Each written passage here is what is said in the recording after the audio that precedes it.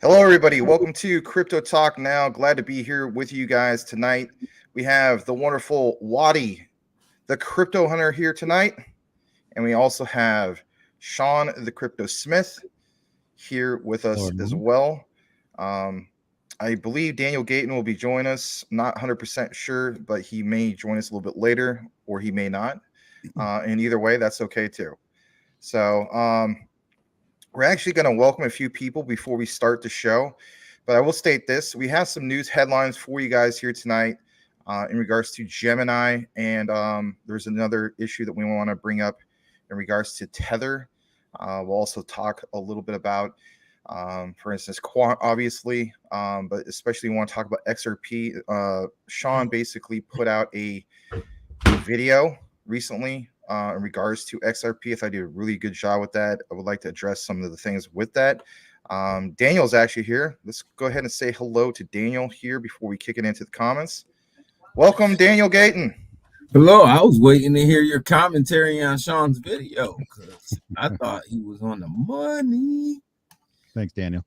Yep, he definitely was. And we got something in regards to that. You're going to think it's funny when you see it. But anyway, some people are posting some things on crypto Twitter, to say the least, that you could totally tell it's like, okay, this is fake news, but it's still funny. Anyway, so yeah, let's go ahead and kick it in. And by the way, yes, welcome again, Daniel. Eddie T is in the house. Good to see Eddie T. Thanks for being here. Yes, smash that like button if you haven't done so already. It helps us tier up to the next level. Believe it or not, there's this thing called the YouTube algorithm, and sometimes it works out that way. Mr. J. Yes, go ahead. Can I just say XXI Gaming's in the house, and that man is with me every morning at 7 a.m. like a trooper, man. I don't know if he's wiping his sleepies out of his eyes when I'm talking or not, but man, he's a trooper. Big respect to you. Well, yeah, I give him big respect too. You know, shout out to you, XXI.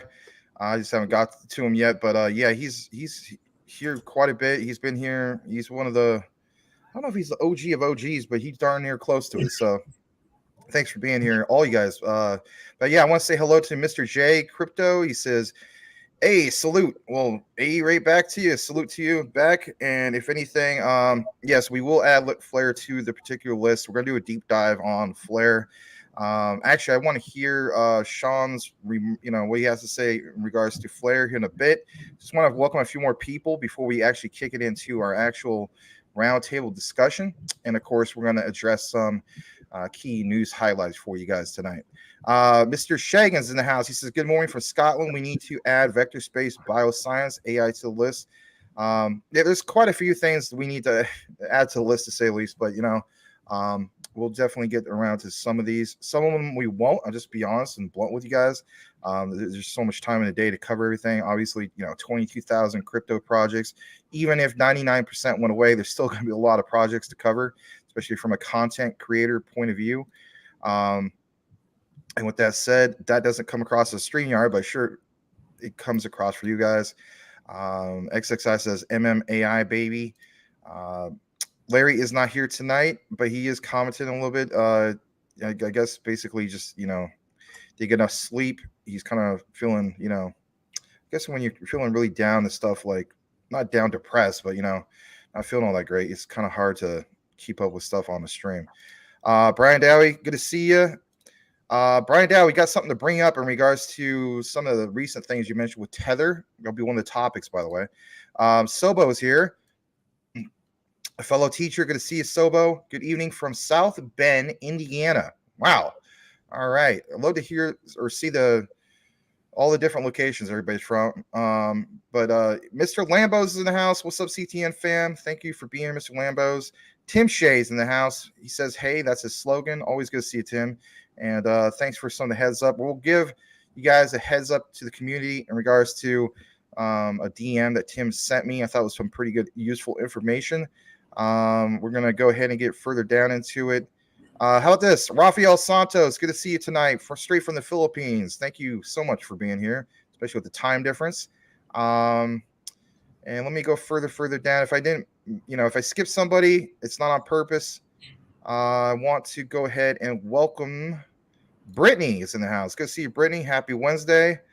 And let's see, Big Watch Dude's in the house. I did skip Cool Cat. Sorry about that. Hold on, I'll get to you in a second, Cool Cat. Hey, CTN, shout out DG, Waddy, and Crypto Smith, 3 of MMAI's finest YouTubers. All right, Cool Cat's in the house. Thank you for being here, going through the door. Hopefully everything will be civil tonight. Daniel, Cool Cat. Anyway, with that said, let's see here. Let's go further down. And we got a question. Max, you still think highly Luna Classic? Yeah, I still think highly Luna Classic. If I got to be in the minority about that, that's okay. Not really. Again, I'll state this. I'll keep stating it, and that is so much emphasis in a bear market to see how well and fast that thing moved, and all that consensus about, well, it moves against the market, and then people got spoiled with that. Again, my thing is this: try to build things back on how the original ecosystem was, and once that starts happening, I think we'll be going in the right direction. Combine that with all the other things we got going on and whatnot. Combine it with maybe some proposals that will make sense. And as long as we have a strong community is passionate about lifting that up from the ashes, I think we'll be fine. But again, I think that's the key thing. People got spoiled with the whole thing of, come on, man. I mean, constant, man, this is going against the grain. I mean, it's kind of like content creation to a sense. We put out a few hits. Doesn't mean we're going to put out a hit every day. Same could be applied to the music industry and so on. I mean, I know it's a weird analogy, but anyway, we got some good problems. We're gonna have to kick it in to actually hear that, with the headlines and the news here in a bit. I'm just trying to see if there's any specific questions before I do that, but I'm gonna go ahead and highlight this, and we're gonna kick it in right now. Actually, it's gonna start off our roundtable discussion. It is in regards to some things that we've seen recently. Believe it or not, in mainstream news. A lot of times we cover what's going on in community-driven news. But if anything, I'm going to show you guys this, and then we're going to kick it straight to whoever wants to take it first with our news headline, which is, believe it or not, Gemini. Yeah, Gemini. Why Gemini, Max? Well, I'll show you this. And if anything, this is concerning, to say the least, as long as ads don't come up on the screen. Yes, I do have AdBlock Plus, but business. Straight from CoinDesk, Gemini terminates its crypto yield product, amping up battle with Genesis. Now, before we even get a little bit more into this, looking at it from the outside, I say to myself, this is actually a good thing. Technically speaking, even though there's a lot of people saying, the market's up and so on, and we're out of, we're starting the bull run, I think this is a move in the right direction. But I'm going to read part of this, not all of it. Says the move, which Gemini says requires Genesis to return all locked up assets, sunsets the exchange's nearly 2-year-old Gemini Earn program. Here, of course, the two brothers. It mentions that the Winklervass twins crypto exchange Gemini escalated its dispute with digital currency groups DCG Genesis Global Trading, its partner on crypto lending product pitch to smaller investors by terminating a key aspect of their relationship. Gemini ended the master loan agreement, which is an MLA between its customers and Genesis. Gemini told customers of its Gemini Earn in an email on Tuesday, quote, "This officially terminates the Earn program and requires Genesis to return all assets outstanding in the program," according to Gemini's email, quote, "Existing redemption requests are not impacted and continue to wait fulfillment by Genesis." Now, of course, there's a little bit more in regards to the official spokesperson responding in regards to Genesis and so on. As we go further down, it says that crypto broker Genesis lending arm halted customer withdrawals in November, as we know, in the aftermath of FTX's collapse. And again, there's a little bit more information in regards to this. Gemini's termination is effective as of January 8th. The deadline the company previously set in January 2nd, public letter to CEO Barry Silbert of DCG, the parent company of Genesis. And of course, there's more information that is mentioned here. But if anything, let's go ahead and start off this particular discussion. Who would like to take this first? I'll take it first. Just because I just actually did something on this, so I'll take it first. Gemini, I agree with exactly where Gemini is going with this. Because they hooked up with Genesis and DCG to provide a staking platform for Gemini. And Genesis got themselves in trouble with Three Arrows Capital, and DCG supposedly bailed them out with a $1 billion loan. And DCG owns Genesis, and they also own another trust, which Grayscale Trust. And DCG basically gave them a fake loan to bail them out. So what Gemini is doing right now is Gemini is saying to Genesis and DCG that we want our money back on these false pretenses. And actually, Gemini can force Genesis and DCG, if they get two more partners to sign on, to file Chapter 11 bankruptcy. And their partners they already have some. So all this is just legal gymnastics for Gemini right now. Gemini is going to push this envelope, and they're gonna take and try to. I believe that they're going to try to push Genesis and DCG to file Chapter 11, just because of their faulty accounting practices that DCG has. Genesis was counting the loan as an asset instead of a liability, which made Genesis look solvent, when in reality, Genesis is not solvent. It's still, and DCG now has this $1 billion loan and another $500 million loan to pay up pretty soon, which makes them insolvent as well. So there's a whole bunch of problems going on. So I actually agree with what Gemini's doing. I think they should push the envelope for their customers. And I think they should hold Genesis and DCG's feet to the fire, and take them all the way to where they have to take them. Good point. I just want to take a brief moment before we have the next person respond to this. And we really, again, appreciate you guys being here for our weekly roundtable. I want to read this particular super chat from Salamander, the XDC commander. He states, best forward-looking guys in crypto. Well, appreciate that. Awesome. Yeah, thanks. Awesome dudes of crypto. Larry's sick again because he has not purchased XRP, and it's becoming a crypto contagion. Anyway. And only buys Saitama. Wow. Somebody might want to clip that. No, I'm kidding. Don't clip that. If he's only buying Saitama, that's why he's not buying XRP, because he don't have any money. He doesn't buy no Saitama. I'll state this much. Thank you again so much, Salamander. Really appreciate it. That was a nice way to start off the show. Whoever wants to take it next, go ahead. So I'll say that I don't follow this obviously as much as Daniel has, because I don't really care for all these different companies. I don't interact with any of them. And I think there's not a lot of them that are honest, with their financial situation, right? And we've discussed this before in depth, that everybody looks like a genius in a bull market, but when there's a bear, comes around and start chasing people out, that's when you see who really understands business and who really is doing things the right way. And unfortunately, there's no winner in this one, right? They're doing lending products, which isn't being, watched over. Like, where's Gary Gensler in all this?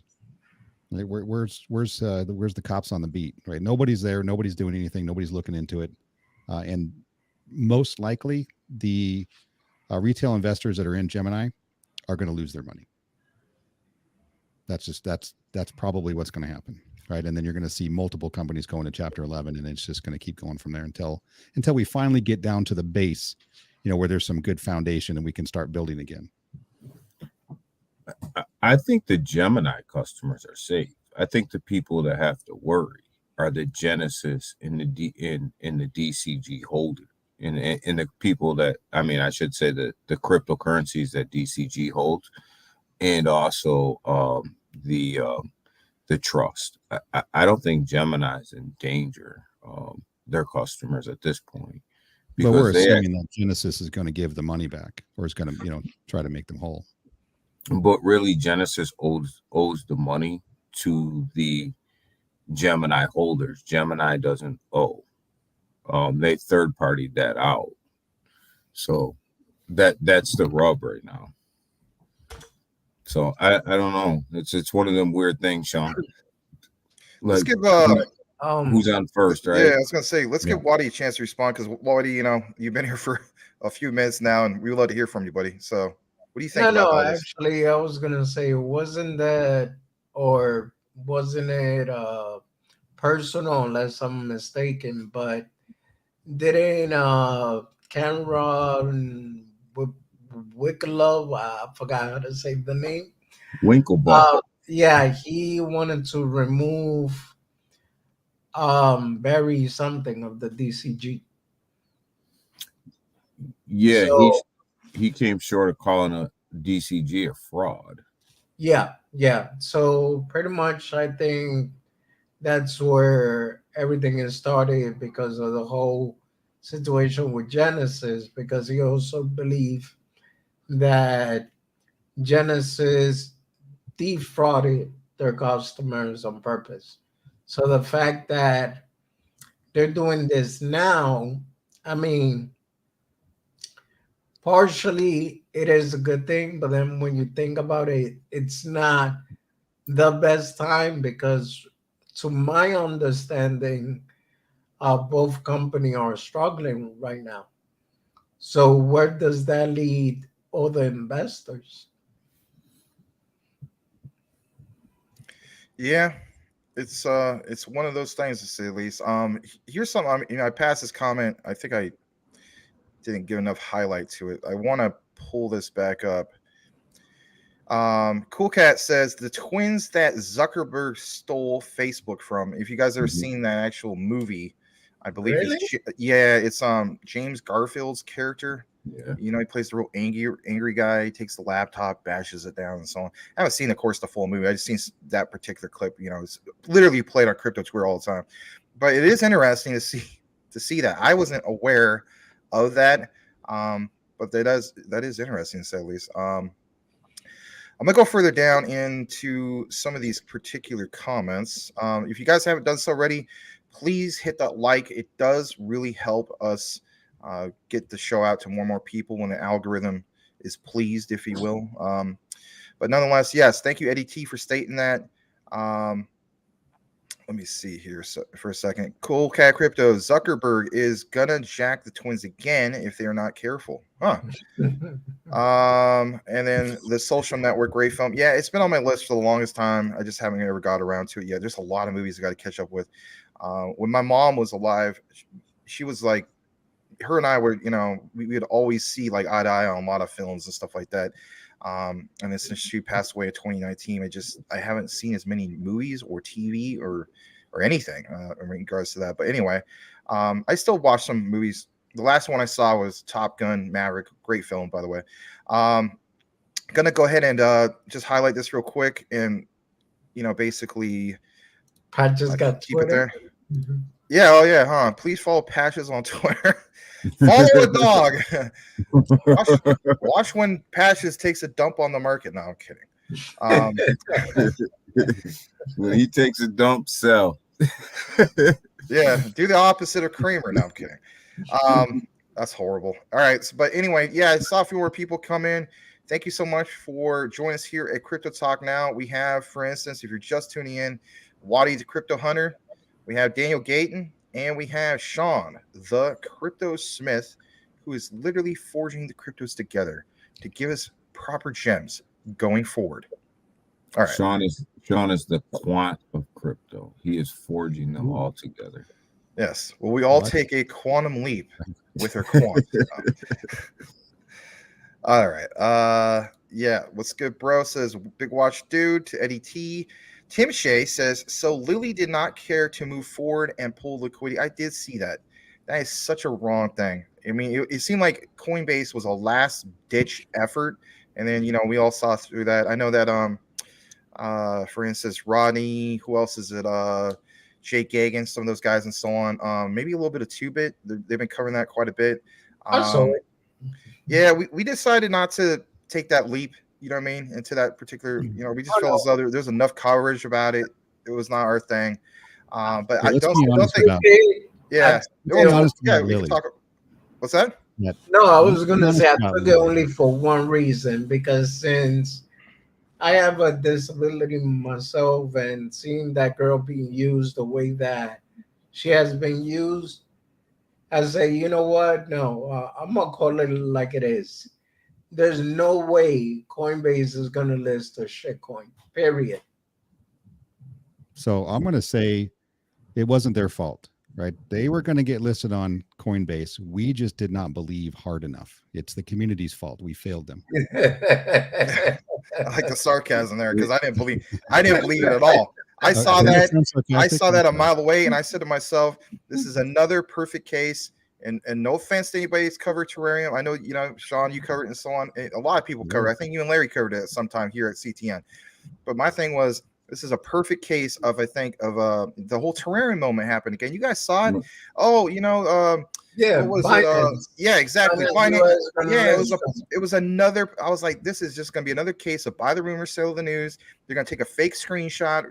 That didn't happen, but it had all that feel to it. What do you think about that? Have you been following Lily, Daniel? Oh, hell yeah. Let me walk. Let me Daniel, walk. before you talk, Daniel, just tell the public the truth.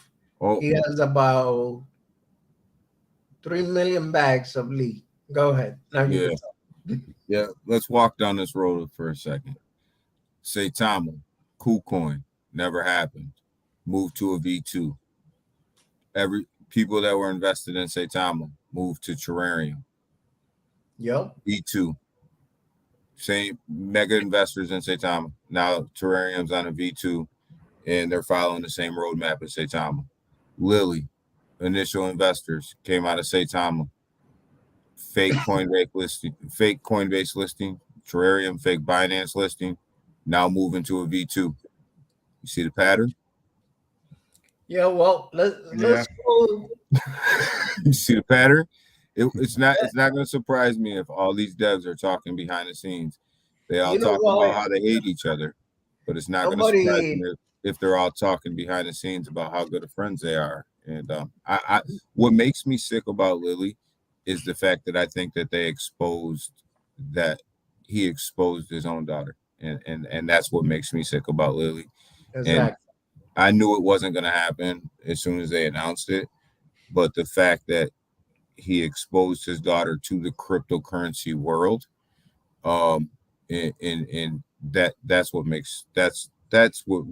leaves a bad taste in my mouth about Lily Finance. I'm not invested in Lily. I don't have a dog in the race, but I don't like people exposing any children. I couldn't agree. Yeah, I couldn't agree more. I mean, here's the thing. There's a difference. There obviously a keen, fine difference, to say the least, when it comes to crap coins and good, solid, blue chip projects and so on. Right.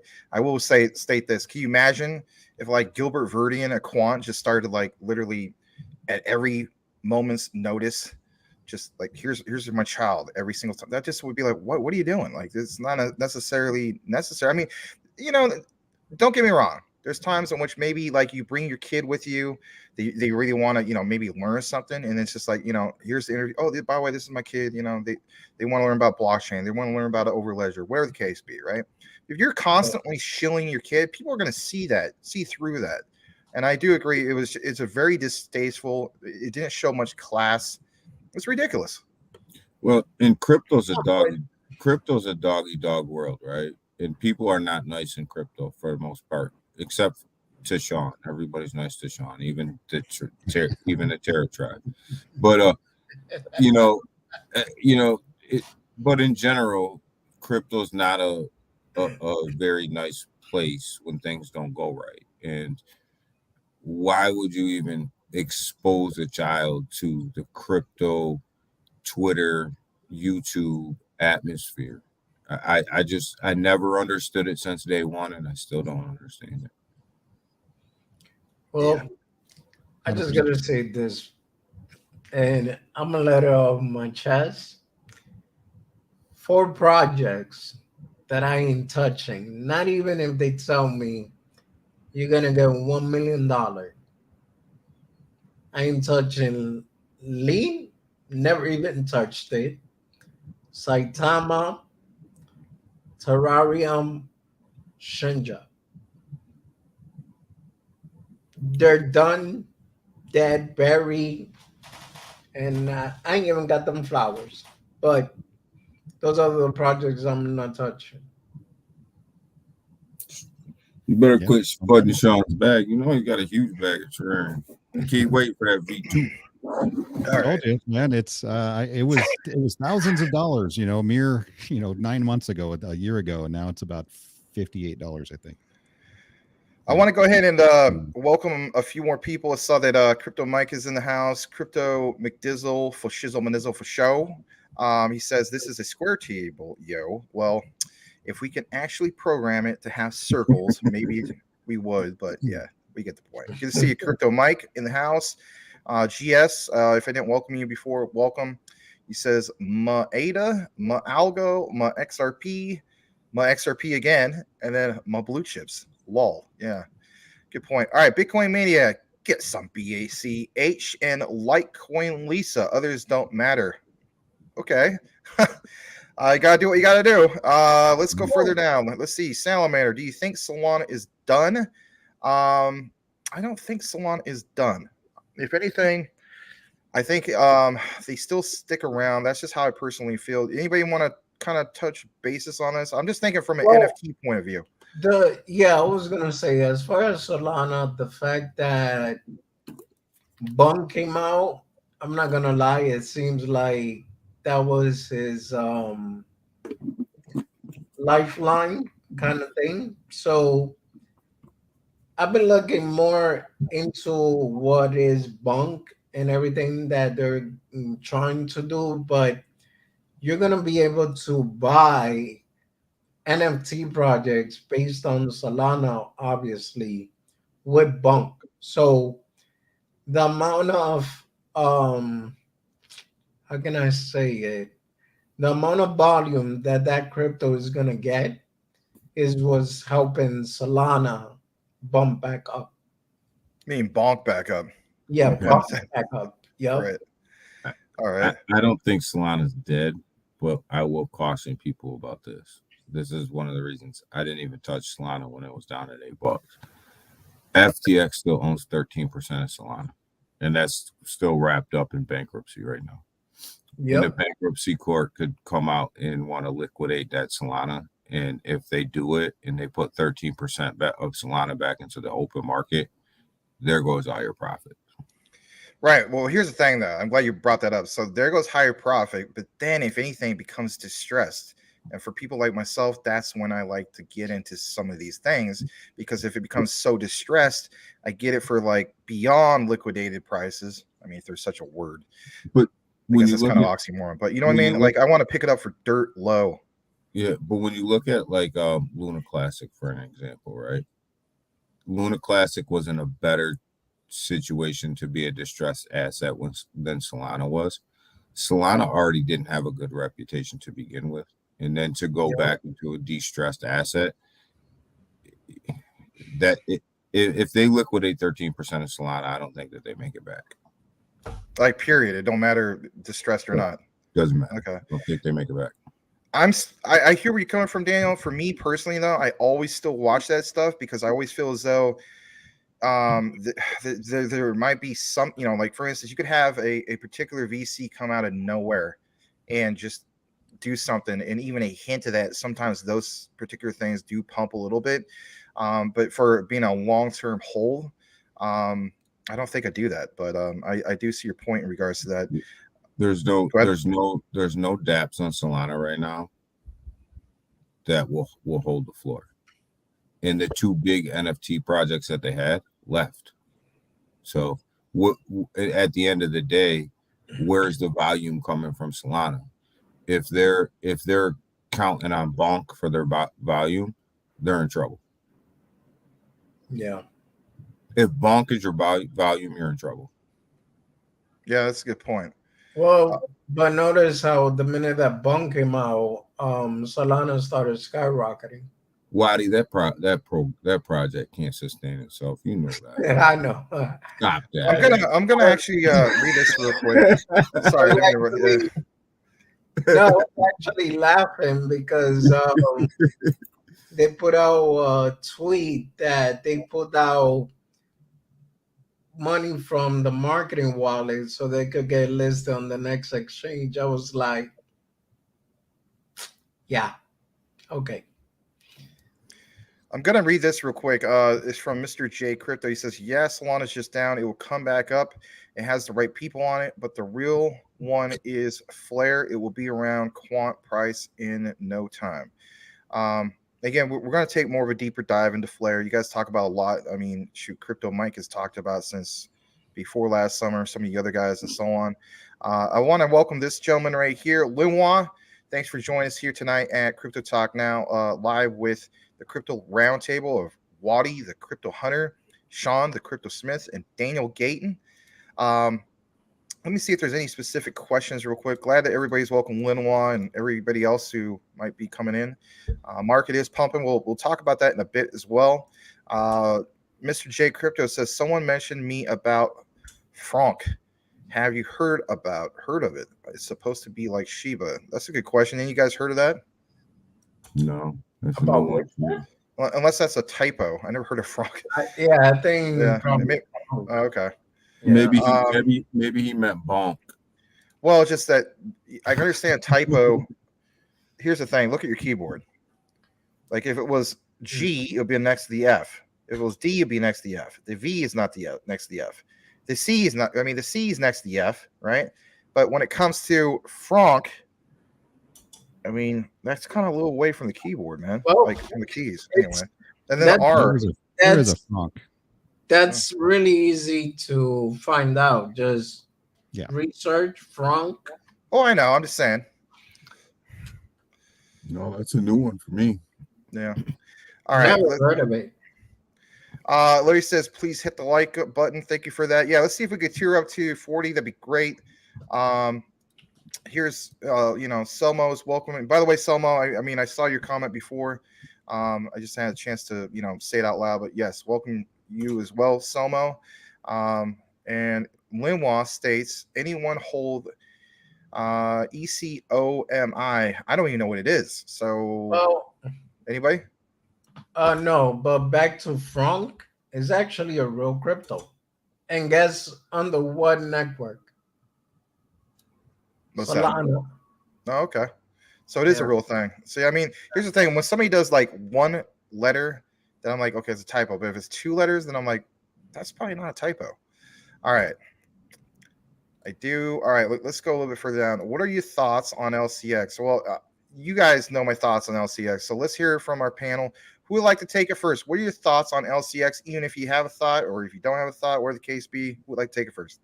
I mean, what I was reading, is that the one that has something related to diamonds? Then from what I was reading, I actually like it. And I believe they're also going to have like their own exchange too, right? They have their own exchange. And the thing is, they're looking to become it's an exchange that's going to become a bank, basically. That's the main key thing that stands out for them. And they tokenize. They're trying to tokenize literally like everything, anything that makes sense. Yeah, even diamonds and I mean, I like the idea. Now, can it really be accomplished? That's the major question. Oh, it's being accomplished. If you go to their particular exchange and so on, they give you a list of those particular NFTs and so on. They're just not available yet. But yeah, it's definitely being accomplished, and it looks really like refined to a sense. Like, I mean, if you compare it to like other NFTs that are out there, I mean, what really stands out is, let's face it, we all know about, I'm not a big NFT person. I have a few. I don't have a lot. But what really stands out, we all know about, for instance, Bored Ape Yachts Club. I mean, at this point, who doesn't know about that? I think that once they get this list, released to the public, right? And it becomes like an actual thing, and it becomes, I guess you could say, quote unquote, more mainstream or more eyes on it and so on. I think this helps them leapfrog themselves, because there will be a lot of that type of attention. You'll have the Bored Apes Yacht Club type people wanting to get into these particular ones and so on with, it's actually called Timons. spelled the same way. Instead of having a DIA, it's TIA. But yeah, we covered it here before, and I'm excited about it. I don't know if I pick up one of those particular NFTs in the future and so on. It just depends, but I do see the opportunity there. It's on my short list. Cool. Yeah, I just recently got a little bag of LCX, and it's been doing well so far. I like the project, the company. They're solid, regulated, highly regulated where they're at, and they're trying to do. We're going to come into the time, at some point in the future where we're going to have these, one-stop shops that are going to really, literally do everything, and this could very well be one of those few that can actually do everything. You know how we track wallets sometimes? You know what I mean?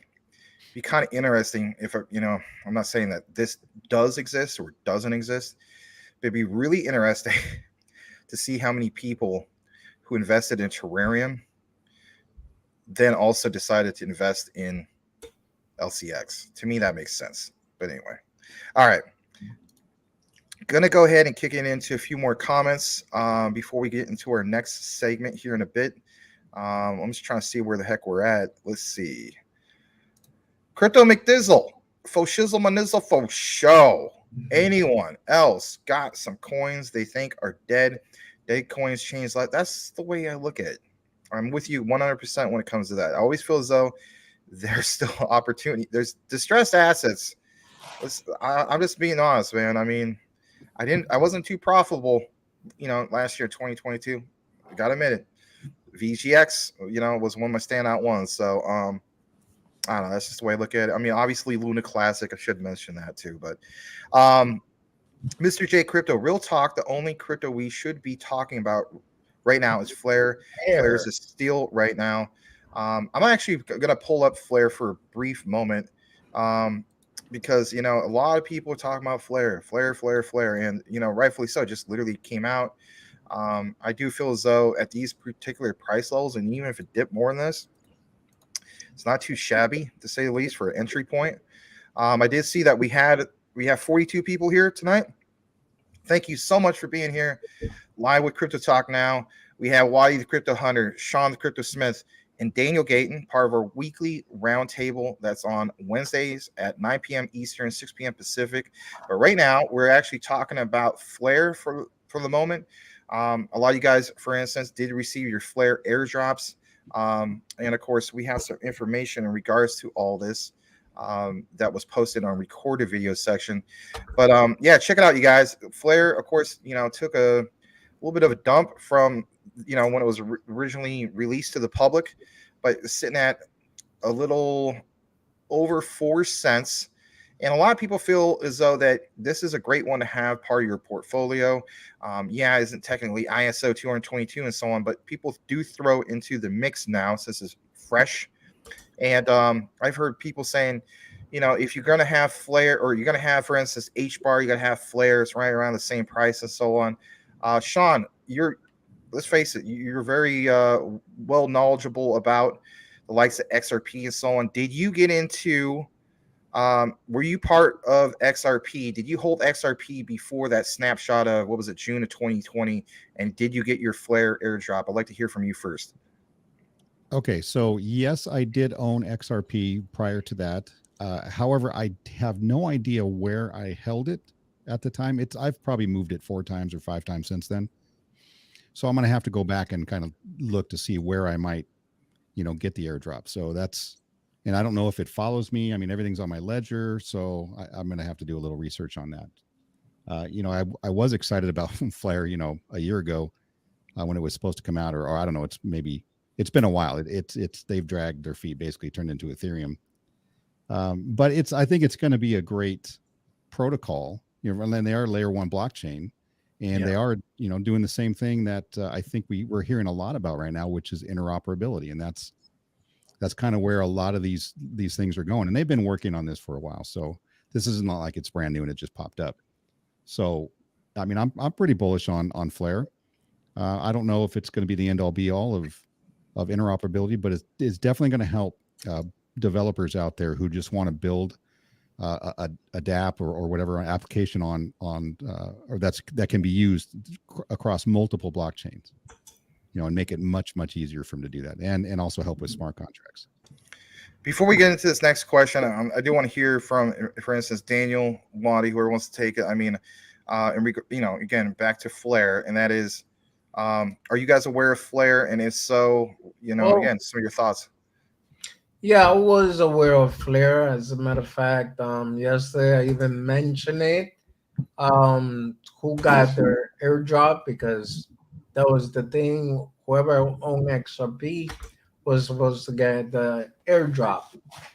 Now, do I believe in the project? Yeah, especially the fact that it has low fee transaction, carbon transaction in a sense, and can it do good?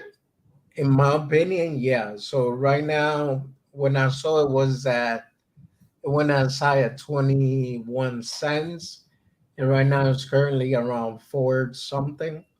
So if it's sustained and it doesn't go any lower, I myself might be buying into it. Yeah, I've heard of Flare. I've heard of Flare for a while. It's come up. We've had this conversation for quite a while. I believe in owning a network.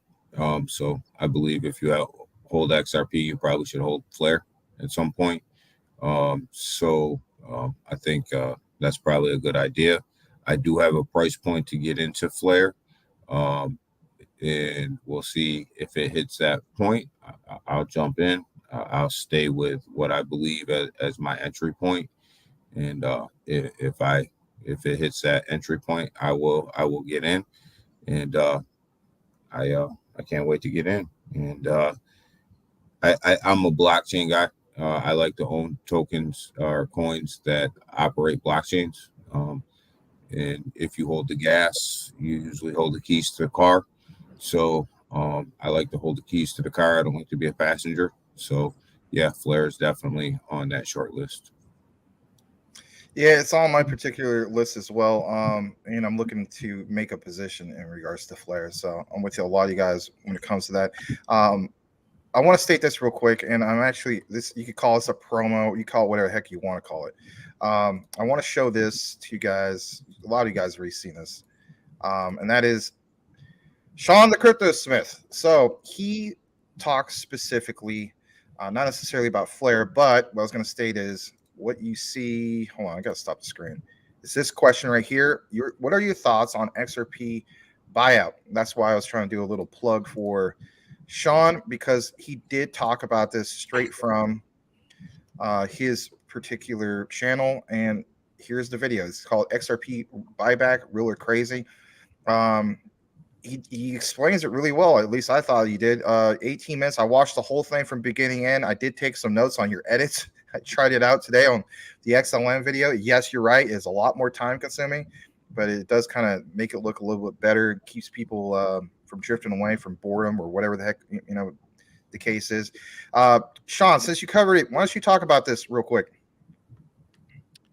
So the XRP buyout. So, and I'll just say this, and I'll try not to be too long, but it's, and I said it in the video, right? In the very beginning, when Jimmy Valley and Valor Capital started this committee, and they started coming up with these predictions about, and they're not predictions. Let's correct that. Okay, these are worst case scenario negotiating tactics, for the government or whoever decides they want to just take your XRP from you, or whatever token that might be. I was on the side of like, that's nuts. It's crazy. Why are they trying to facilitate kind of these hype prices? And then I started to dig deeper, and then I started to understand what it is, they were actually trying to do. And then, but you see a lot of people are out there who are just, basically fudding it and bashing it and calling these guys idiots and stupid, because they think they're just trying to, get a really high price and then convince the government to buy XRP, which is obviously not the case. We don't want the government to buy the XRP. We want to hold on to our XRP, forever if possible. So I just kind of went through and explained, the process that they're going through. And these guys are actually working on our behalf. If you want XRP and the government decides to reach their hand into your wallet and say, hey, you know what? We deem this, significant to the country or to national security or whatever, or central banks decide to do that, and they convince the Treasury to do that. They're going to offer you nothing for your XRP, right? They're going to give you as little money as possible if they're forced to. And so these guys are building scenarios behind the scenes that is going to prove to whatever entity that is what the value of XRP really is, right? And you could say, I just kind of came with this in my head and talking to people at work. I'm like, this is how I explain it to myself. Let's say Canada decided they wanted to take Dogecoin. They were going to use it for their national currency from now on, right? They're going to get everybody together and be like, hey, we're going to go ahead and take your Dogecoin. And we're going to give you $1 for it, right? 99% of people would be like, oh, that's cool. I paid 11 cents for it. So I'm making, a lot of money. So I'm good. Some are going to be like, nah, I don't think so. Obviously you need it for a reason. It's going to be more valuable. And then they turn around 2 weeks later, if you flip on the TV while you're counting your fat stacks of cash, and you hear a news program and it says, well, the Canadian government decided they didn't revalue Dogecoin to $100 because at 12 cents, it doesn't do what they need it to do. And now you're like, well, wait a minute, I just got screwed. So these guys are trying to, create these scenarios behind the scenes for that, just in case. I'm glad somebody is. Yeah. Here's the thing. I mean, like you mentioned in your video, realistically, is it going to happen? Probably not. But probably you got to, right. But it's that what if. I mean, and we live in a time in which there's a lot of what if becomes now, or it's happening. Not all the time, but I'm glad you pointed out some of those things, guys. I'm going to be honest. Take a look into his particular deep dive into that specifically, and you know what? It was very well put together. Shout out to you, Sean, for keeping us up on what's going on with these particular things. I know Crypto Lulu kind of talks a little bit about it and so on, but I like your perspective in regards to that. You even have a picture of some of these guys from this particular, I guess we could call it committee, right? Committee. Yeah. So anyway, let's get further down into this. Actually, I want to talk about this. This was not planned at all, but it needs to be brought up. And again, thank you for everybody who just showed up, especially if you're new here for the first time. We're going to talk about something that you don't see get brought up a lot, period.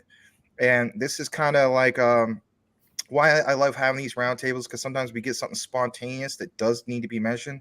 So shout out to Crypto Mike for mentioning this. He's been mentioning this for a while, and it's just something that kind of gets swept under the rug.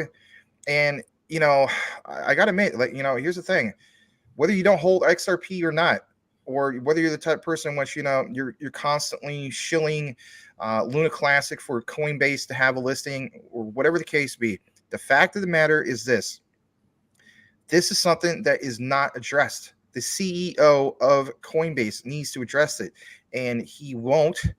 And it's still a problem. And it's just like what you see on the screen. It says, for instance, Crypto Mike, I still got 25 million wrapped Luna Classic on Coinbase as well.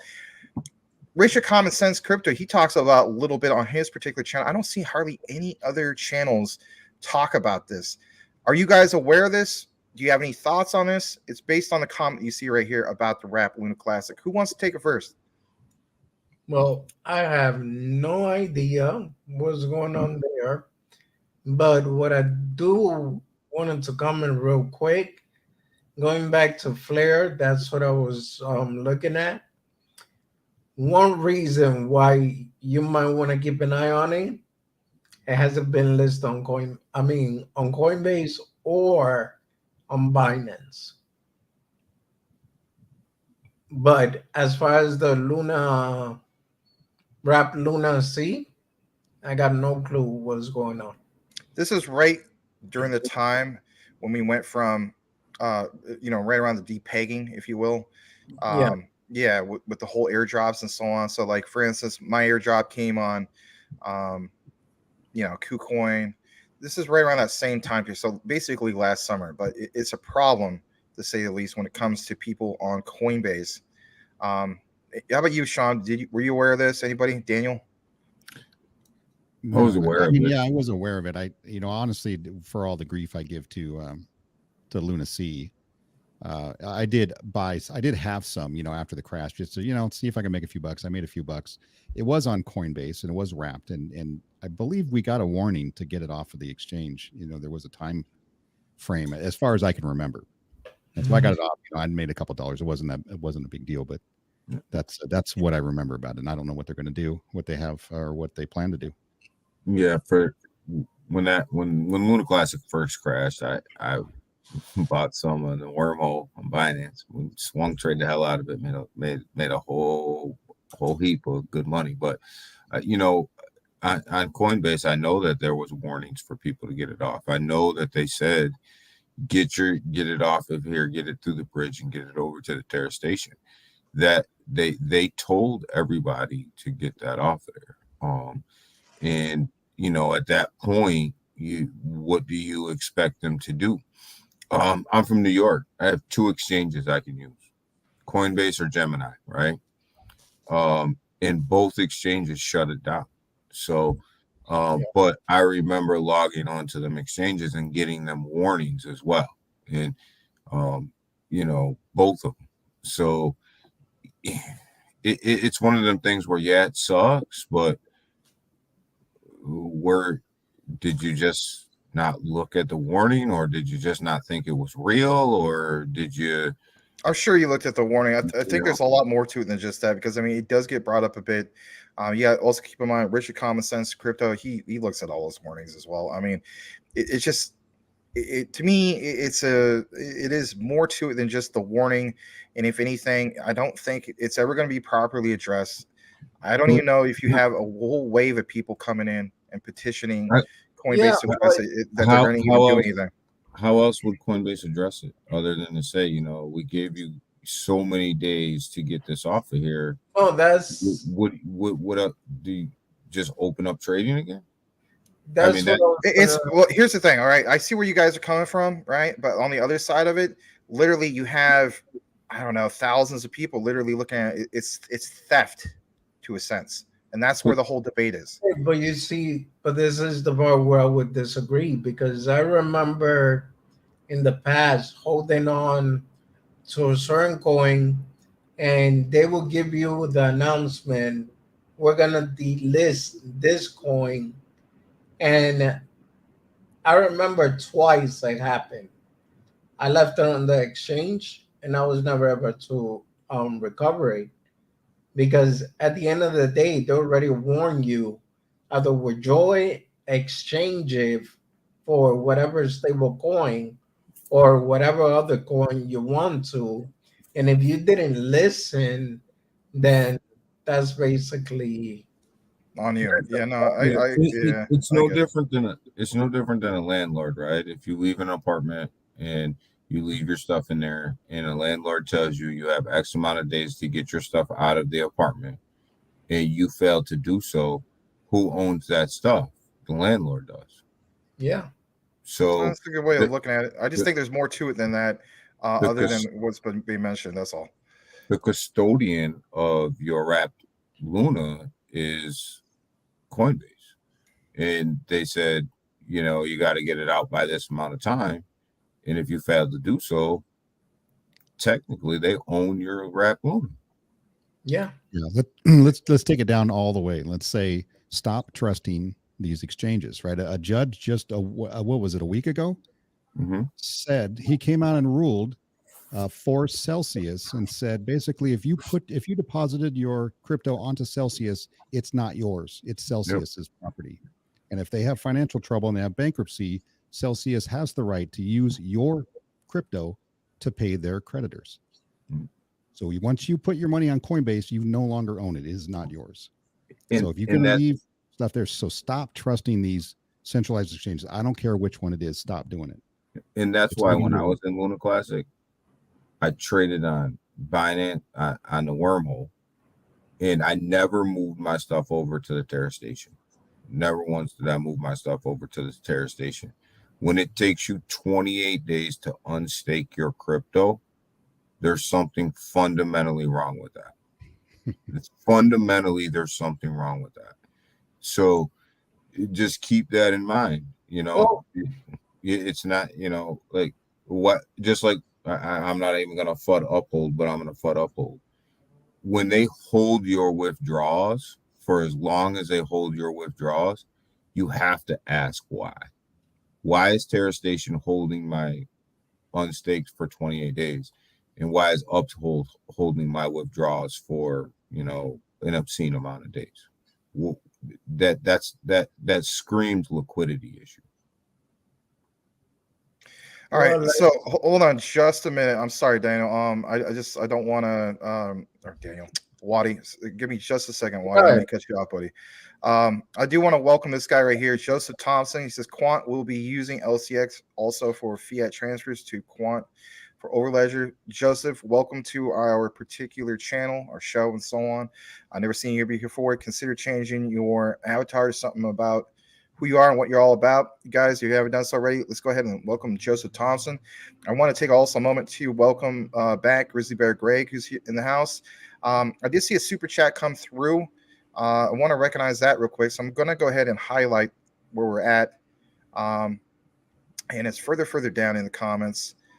There's a couple that came in. So, with these particular roundtable discussions, sometimes we don't get to them real quick, guys. So I do apologize to that. But I want to recognize Cassius Space. He says, what do you guys think about Shiba and Bone? I just feel like this will blow up. Are we sleeping on this? We'll take a moment to answer that, and then we'll get into the next super chat. Just give me just a second before we answer that, because another one did come in. And that is, it's in reference to what we were talking about earlier. By the way, sorry, Cassius Space. Again, thank you so much for the $10 super chat. But we'll get to all these. I'll just kind of double checking the super chats. Thanks for $2 super chat. Crypto Medizzle, it can be moved off Coinbase. That isn't an issue. But let's first answer this one from Cassius Space. He says, what do you guys think again about Shiba and Bone? I feel like it'll blow up. Are we sleeping on this? Who wants to take it? I'm not sleeping on them because I own them both. And they are going to blow up. Bone, when Shibarium drops, Bone is going to blow up, and Shiba Inu is just going to be a byproduct of Bone blowing up. And I would say I'm sleeping on it because I'm actually waiting for Shibarium to be released, see how the public reacts to it, how the market reacts to it. And if I see something positive, then I'll buy. In the meantime, I'm sitting out. So I've got a question, because I'm obviously I don't know a ton about SHIB. So, but I do have a friend of mine, or a customer that I work with, who's got 1.1 or 1.2 billion, and I'm trying to. He doesn't really do a lot of research, so he uses me, as his research. And I understand Bone's going to be used as the token for Shibarium, right? That makes sense. It makes sense why that token could be valuable, in the future. I may purchase some myself just as a money play. I know where you're going with this. I watched part of your live stream. You said this. What's going to happen to the SHIB token? So yeah. What is the use of the SHIB token at that point, other than just a speculative play because it's got the name? The SHIB token is only going to be used for burns. Really, that's the only value of the SHIB. Really, in how I like to explain it, Sean, is the SHIB token has no use case outside of burns. And if you want to go buy a Lamborghini or something with it, who the hell's spending their crypto on coffee and Lamborghinis, right? That just doesn't make any sense. So the SHIB ecosystem is being built all around. All the use cases are not being built on the SHIB token. Leash is not, Leash is going to be the metaverse play. Bone's going to be the Shibarium play. So SHIB is just, it's burns. It's literally the value of SHIB is only in burns. And that's the only value SHIB has. The token to own in the whole Shiba Inu ecosystem is Bone. So yeah, but burning doesn't increase the price of the Shiba token. I mean, obviously, maybe it induces people to purchase more, on hype. That's the only way it goes up in value. So I'm thinking of it, because here's what I want to figure out. I want to help them out. I want to say, hey, you've got all this money you put into the Shiba Inu token. Like, maybe divest yourself from half of that, and put it into Bone, and you know what I mean, and kind of hedge your bet. Yeah, I mean, I don't know, as much as you do about SHIB, because if Shibarium takes off, it will burn a whole hell of a lot of SHIB, which will increase SHIB's value, you know. But really, in order to buy SHIB on the Shibarium, what do you need? You need bone, right? In order to Right. buy anything else on, in Shibarium, you need bone. You don't need SHIB. Right. You need Bone's bone. the one with utility. So, yeah. Yeah. It's like, so SHIB is just like I said, a byproduct of all the rest of this ecosystem. When you go to the metaverse, it's going to be leash, right? You're going to need leash to operate in the metaverse, not SHIB, leash. So it's, you know. Yeah. People Makes sense. hate to hear that. Them SHIB army people hate to hear that, but the bottom line is SHIB has zero utility. Well, but you see, this is the thing where I'm a bit confused, if I'm honest, because I keep on asking myself, then why are whales buying so much shit? Like, for example, do you guys know that Binance owns about $743 million worth of shit? Yes. Do any of you? Do any of you They know own that? it themselves, or do they have it because their customers have deposited that much SHIB or have purchased that much SHIB? I know today that Binance just staked $35 million in SHIB. They just staked it. $35 million in SHIB, $4 trillion in SHIB. So why do whales keep buying SHIB? yeah, I have no idea, but the money's not in SHIB. Do you no, have to use SHIB in I order to get buy that, bone? but Or my leash? question is, what's one of the rules in the market? Follow the whales, right? So my question is that why are there so many whales investing heavy money into shit? Because let's say, for example, us right here, we could put 1,000, probably max 5K, right? Max. But the whales, they're going a million and more. And that's just my question there. What do they know that we don't know? And don't forget Doge. Doge doesn't have no real utility. But yet, because of Elon Musk and the acceptance of the people, Doge went up to freaking, what was it, 75 cents more or less? Yeah. But, Sean, no. Bone's a ERC20 token. Okay. Yeah, so then that's fine, because that's a perfect explanation I can give them. I mean, obviously, SHIB has no utility at this point. If you don't need it to buy anything, you don't need it to operate anything or transfer anything, then burning is not a utility. Burning tokens is not a utility, and burning tokens does not raise the price of a token. So, Yep. therefore, I just say, sell half. Hang on to half as your moon bag, and then take the $5 or $6 grand, and get bone. Here's something I want to show you guys real quick. All right. So this is not me downplaying anything of what people were saying. I've heard this countless times, both sides of the debate. My thing is this: when somebody says to me, why whales, or I mean, like, for instance, Dan, you said, why whales keep buying SHIB, I have no idea. I still date it back to, like things like its inception, if you will. So, I'm looking at this straight from Coinbase, and it's like, since it first started, it's literally 286,180% up compared to them, right? And I mean, for somebody, oh man, I hate when it does that. But anyway, somebody came in like literally, was it early or summer 2020, something like that? I mean, this thing, I've done the math on it and where the zeros are at and so on. So this originally started off with 10 zeros. And of course, let's face it, some content creators literally built their channel off of this darn thing. Yeah. Whether people like this guy or not, Austin Hilton, he literally built his channel in, was it May of 2021? He hit it at the right time, right before it took off.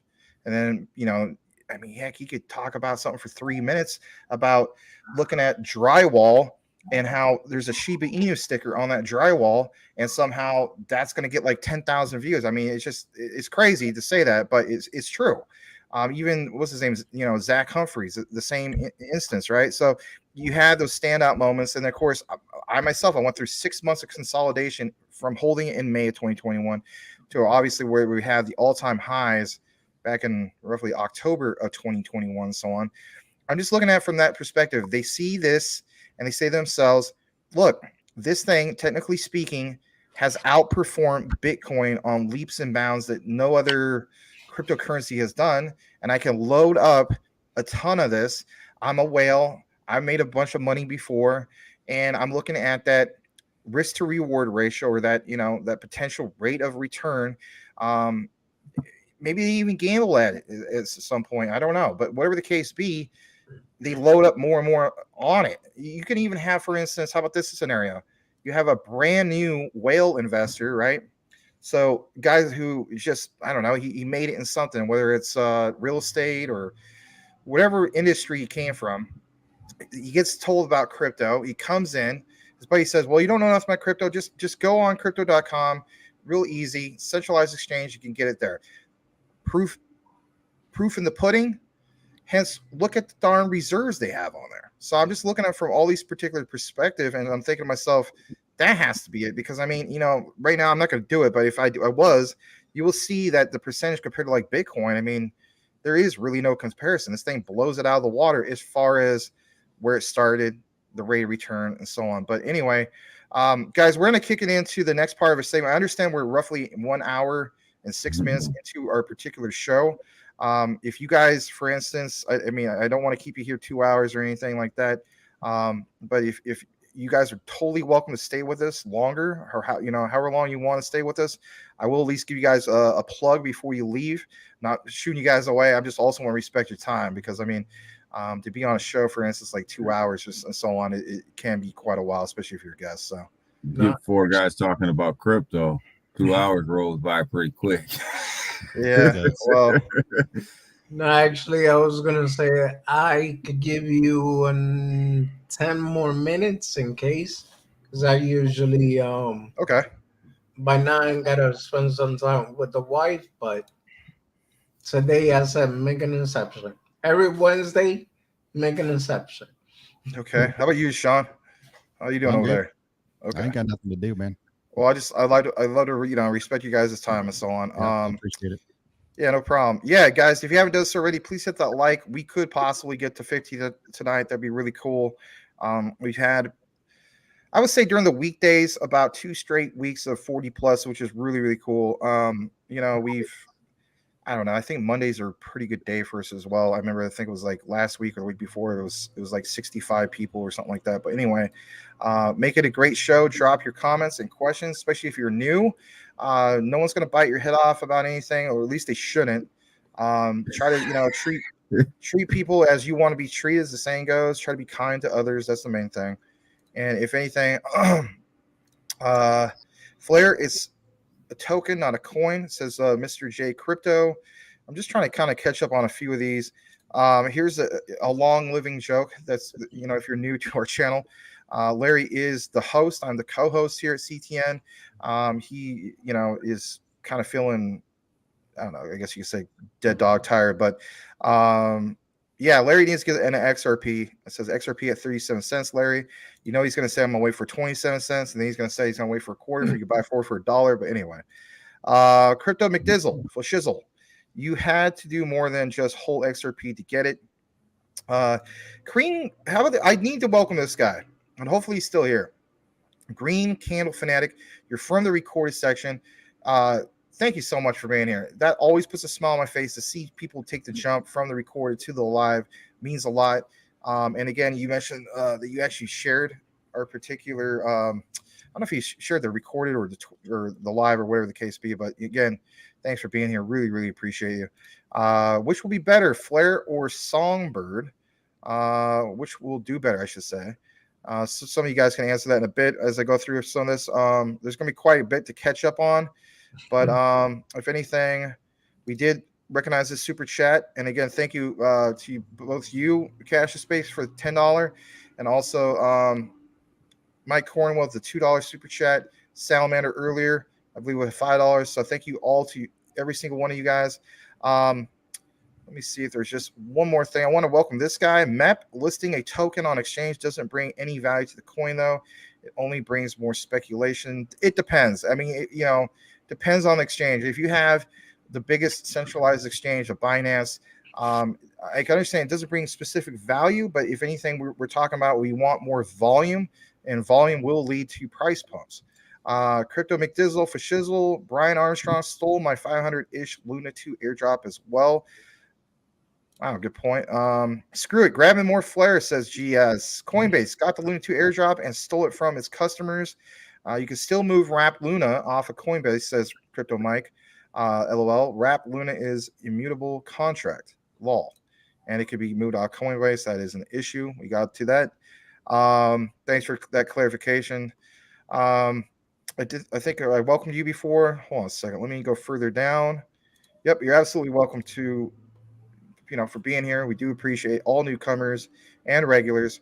All right, here, let's answer this real quick since we're pretty close to the bottom. It's from Hoover, the FUD killer. Ooh, we're gonna put on the boxing glove. In this corner, the undefeated, undisputed heavyweight champion of the world, Selmal Fudd versus Hoover, the FUD killer. Will the SHIB survive the SEC? Who wants to start it first? No. Because if crypto is deemed a security, you have to be doxed in order to be a security, and SHIB cannot dox, which means they're automatically not a security, which means they can't pass the test. I got to respond to that. You know where I'm going to go with that, Daniel. With what you just said, don't get me wrong, respect your opinion. However, then that same could be said about Bitcoin. True. No. This is Satoshi Nakamoto, the guy behind the green veil, right? Yeah. Bitcoin's not a security. They don't have to dox. But based on what you just said, if crypto, if they deem SHIB to be a security, they won't pass the test. Bitcoin's not a security. Bitcoin's a commodity. Yeah, and there's the whole thing with the smart contract too. Two completely different regulations. So that's the bottom line here, and that's going to be the issue for a lot of these lower market cap meme coins is if they deem them securities and you have undoxed devs, they're either going to dox or they're not going to pass the test. Yep. Well, first, are they going to dox? Not only that, but are they willing to dox and then register with the SEC, and hold SHIB token as a security? That's never going to work. These meme coins will never do that. Dogecoin won't do that. None of them will. Right. So basically, what it means is if XRP or if Ripple loses this SEC case, I think Ethereum's next, and then they go after all of the exchanges. And then all of the exchanges now, right, they don't have to go after every single token. They can go after the exchange and say you cannot list all of these tokens unless they are registered with the SEC. That's how they kill crypto in the US. But I don't believe, and this is just my opinion, I don't believe that layer 1 and layer 2 blockchains will be deemed securities. I think they'll be deemed commodities, which is why I think Shibarium is so important to the Shiba Inu network. I don't think it's going to be, and I understand what you're saying, but I don't think it matters whether it's layer 1 or layer 2. It depends on their function, right? Ethereum could be layer 1, right? But they're a staking platform, right? Any proof of stake and you're getting any kind of reward, that is automatically in the SEC's eyes a security. Me and Wadi talked about this before. I think a proof of stake. I think Ethereum may have shot themselves in the foot when they moved to a proof of stake instead of proof of work, because I think that they may have moved themselves up into a security instead of a commodity, which is probably why they wanted to stay at proof of work. And Gary Gensler directly stated that. He said, we're going to have to now take another look at Ethereum because they moved to proof of stake. Yeah, which could be it. Yeah, I do remember him saying that. Yeah, you're right about that. But I think layer 1 and layer 2s that are proof of work are safe. I think there'll be commodities. I think Shiba Inu will be fine, and I think that's why Shiba Inu needs to get it out, and they need to get it out quickly. All right, fair enough. There was a question asked earlier about what you guys think about Volt. I obviously know what you think about Volt. Most of our regulars know what you guys think about Volt. But for the newcomers, who wants to take it first? What do you guys think about Volt? I love Volt. Go ahead. I love Volt. I think that this will be the last bull run where you see a Shiba Inu type of run in the crypto market.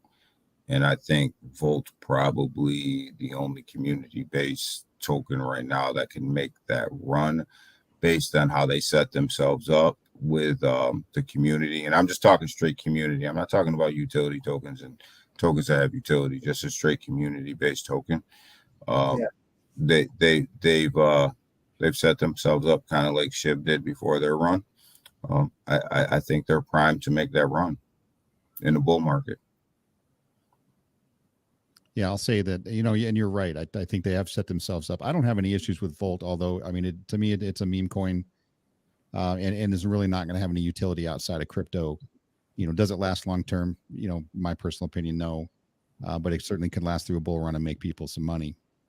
So there's a good case for it. I mean, then there's going to be a few of those that are going to do well, but still not last, long term. And, 5-10 years from now, are we going to be talking about Volt? Probably not. Yeah. And you have to notice what me and Sean just said. We're making a very clear distinction between a meme coin and a utility / use case token, right? There's a very clear line. So, Yes. am I saying that Volt's the best cryptocurrency out there? Absolutely not. Is it going to make the Shiba Inu run because of its use case and utility? Absolutely not. That's why it's a community-based token. It's a meme coin.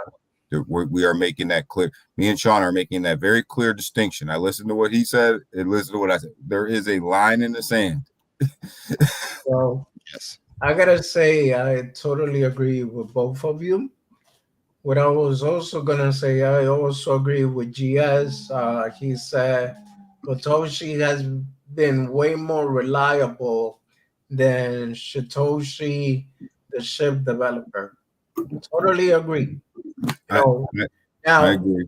one thing that I like about both is their community. I don't have a problem with them. They are doing good things. I like that multi-change that they came out with, which even though a token doesn't allow you to burn, as long as you make that transaction to the multi-change, you'll be able to burn it. I think that right there is freaking genius. Now, can it survive throughout the years? That's the biggest question everybody over here has. Right. Are they going to dox to get to be able to run here in the US? Are they going to dox to be? I mean, as far as I know, they're not doxed, right? The main devs are not doxed. No, Satoshi is not doxed. Right. So is he? Or do you think they would in order to try to be part of the mainstream here in the US? Now, keep in mind when we talk about whether things are going to be listed as securities or not, or whether they're going to list with the XEC or the SEC, it doesn't mean they're going to go away. They're just not going to be available to U.S. citizens. They're still existing in parts of the world. Yeah, but we won't be talking about them much, unless you're going to, use a VPN and go around the edges. Well, I'm speaking upon just this bull run coming up, know, and I think that we will make it through this bull run without regulations, and that's why I think that this will be the last Shiba Inu bull run that you see. You will never see another one after this one. All right. I don't mean to cut you guys off. I want to get this answered because this is a good question in relation to some of the things we were recently talking about. So Salamander states, when XRP sells with the SEC, but hold on before I say that, actually. I did want to welcome a few guys I saw, for instance, in the comments. Linois, thanks again for being here. I also saw Bleaves in here. He says, what a wonderful, handsome looking panel. Yes. So yeah, a shout out to Bleeze. On top of that, yes, when XRP settles with SEC, Bitcoin and XRP are safe. Then who is next on the SEC lawsuit list? We talked about it just briefly earlier. I agree with Sean. It's I don't know if you did say this. I think you did say this, but I think it is Ethereum, because of the whole thing of going from proof of work to proof of stake. That just makes sense. It doesn't make sense to me personally as a holder, but I guess it makes sense to them as what they deem securities and so on. Anything that you can earn a yield, but I mean, where does it end? I mean, there's a whole bunch of different ones, technically speaking. I mean, Anyway, we'll leave it at that. Do you guys want to just kind of elaborate a little bit more on that? Like, do you feel as though, who is going to be next other than Ethereum? Is there anybody? Like I said, I think they go after the exchanges. That's the easy, instead of them having to go after each individual token or project, they go after the exchanges, and then they're going to let the exchanges know which ones you can list, right? Because the exchanges are going to have to register with them as what do they call it, a money mover, money whatever, and then they're going to have to basically file with the SEC anytime they want to list new tokens, and then they'll just be saying, nope, that's security, nope, that's security, can't do it. So you think that's part of the sorry, you think that's going to be part, obviously, of the regulatory compliance instead of just hand picking some of these? Look, no, here's your notice to exchanges. This is the compliance you got to follow in suit. First, you have to think about it this way. First, they have to figure out how to deal with all of the currently available blockchains and projects and tokens out there. Right now, how are they going to do that? And then once that framework comes in which Daniel's saying it may not be for another couple of years, to where we really get to know what's available or what's appropriate and what's not. And then those new tokens, those new projects that are coming in, they understand what they have to do in order to be compliant in the US. So in order to basically just round up everything all at once, they just go after the exchanges. I want to state this real quick. I love the points you guys are bringing up, and this is why it's wonderful we have these roundtable discussions. I think personally, whether I guess you could say I'm a fan of Bitcoin or not, but you can agree for the most part, when the Satoshi white paper was originally created and so on, it was a brilliant thing, to say the least, right? So, look at this statement, and I want to welcome this guy, David Clay. Consider changing your avatar so we can learn more about who you are and what you're about. Welcome to Crypto Talk Now, by the way. He says the government has already invested in Bitcoin, kind of makes a security right. Think about this for a moment, right? So, when it comes to things being deemed as security and whatnot, some people say, well, the beautiful thing about that Satoshi white paper was how it was written. We don't know who Satoshi really is. Is it even just one person? Is it a collective group of people? There's all that debate and so on. But if you think about it, if Satoshi would have revealed himself from the beginning, then think about how new this concept of Bitcoin would have been. I think if anything, like maybe the SEC and all of them would have went right after somebody, because they would have said, all right, we know who this person or persons is. We'll go right after it and squash it, because then let's face it, government wants control. But by him not unveiling himself or them not unveiling themselves, it was really, really brilliant, to say the least. So with that said, excuse me, how do you guys feel about it? I mean, I don't see it the same way. I'm not scared of regulation for crypto, nor I'm not scared of it, and I think it's needed for mass adoption. And I want to go back to what GS said. You're right. I believe Toshi has done more for Volt than the SHIB dev has done for SHIB. So I agree with that statement, just to put that out there. But I don't agree. I'm not as scared of regulations, and I think that cryptocurrency needs regulation. And I think we can debate that all day long, but the bottom line is, if you do business in the United States of America, there's rules and regulations that you have to follow, period. And and they're already set up. A security is a security, a commodity is a commodity. A dividend's a dividend. They are what they are, and they're non-negotiable. So I think that if the if he would have doxed himself early on, would they have squashed Bitcoin? There's a possibility that they may have. Yep. But if Bitcoin's strong enough and the community strong enough behind it, and people are buying it, you can't squash it. So that's a debate back and forth of, you can't squash something that's getting mass adopted if the community wants it, if the people want it. You can only squash something if people aren't willing to fight for it. So that's really what it boils down to. But ultimately, at the end of the day, regulations are going to be regulations. They're not going to rewrite regulations for cryptocurrency. Cryptocurrency is going to fit under the current regulations that exist today. And they're going to, I kind of think that this thing's going to play out. It's going to be stable coins first, centralized exchange second, DeFi third. They're going to get to DeFi last because it's the most complicated. But stable coins are coming, then centralized exchanges are coming, and then DeFi's coming. That train's already moving. Speaking of what is coming, I saw this particular comment, and this is from Mr. J Crypto. He says, hopefully they pass that income tax bill. I want to state this real quick, because this is something that gets brought up every now and then. As we know, every year when we go to file our taxes and so on, unless you guys have somebody do your taxes and so on, I do my own taxes, but I get asked specific questions, like even when it comes to crypto and stuff like that. My thing is this: one of the things that gets mentioned, as far as I guess you could say, like a credit or like a write-off to a sense, right?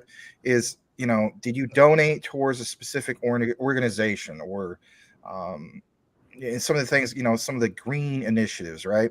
So we know, and some of you guys, the guys out there, are going to say, well, I know where you're going with this. You're going to talk about Algorand. Yeah, you better leave. I'm going to talk about Algorand. So, yeah, I know you like Algorand, Daniel, and so on. I think some of you got other guys do and so on. So my thing is, it's not there yet, but when we talk about some of these income tax bills and we talk about some of these particular write-offs and, the government, or at least recognizing, what you're trying to do for a green initiative and whatnot, I have to admit, Algorand stands out ahead of the pack as far as the ISOs in that regard. What are your thoughts in regards to going forward, especially if you do know about Algorand and how they're the quote unquote the green one of the ISOs? I mean, if I got to pick one that is just pro green, it's definitely Algo. Anybody want to take that real quick before we get into some of the other topics? I'll give you my smart aleck remark, and then I'll let everybody else go. You can't ask for a tax return on something that's not regulated. Well, I'm saying that's in the future. I mean, you can't play both sides of the fence, and then I'll just leave it there. Well, no, I was gonna say back to real quick what you guys were saying as far as new regulations. Man, if we already got to pay taxes for it, you might as well regulate it anyways. Yeah, good point.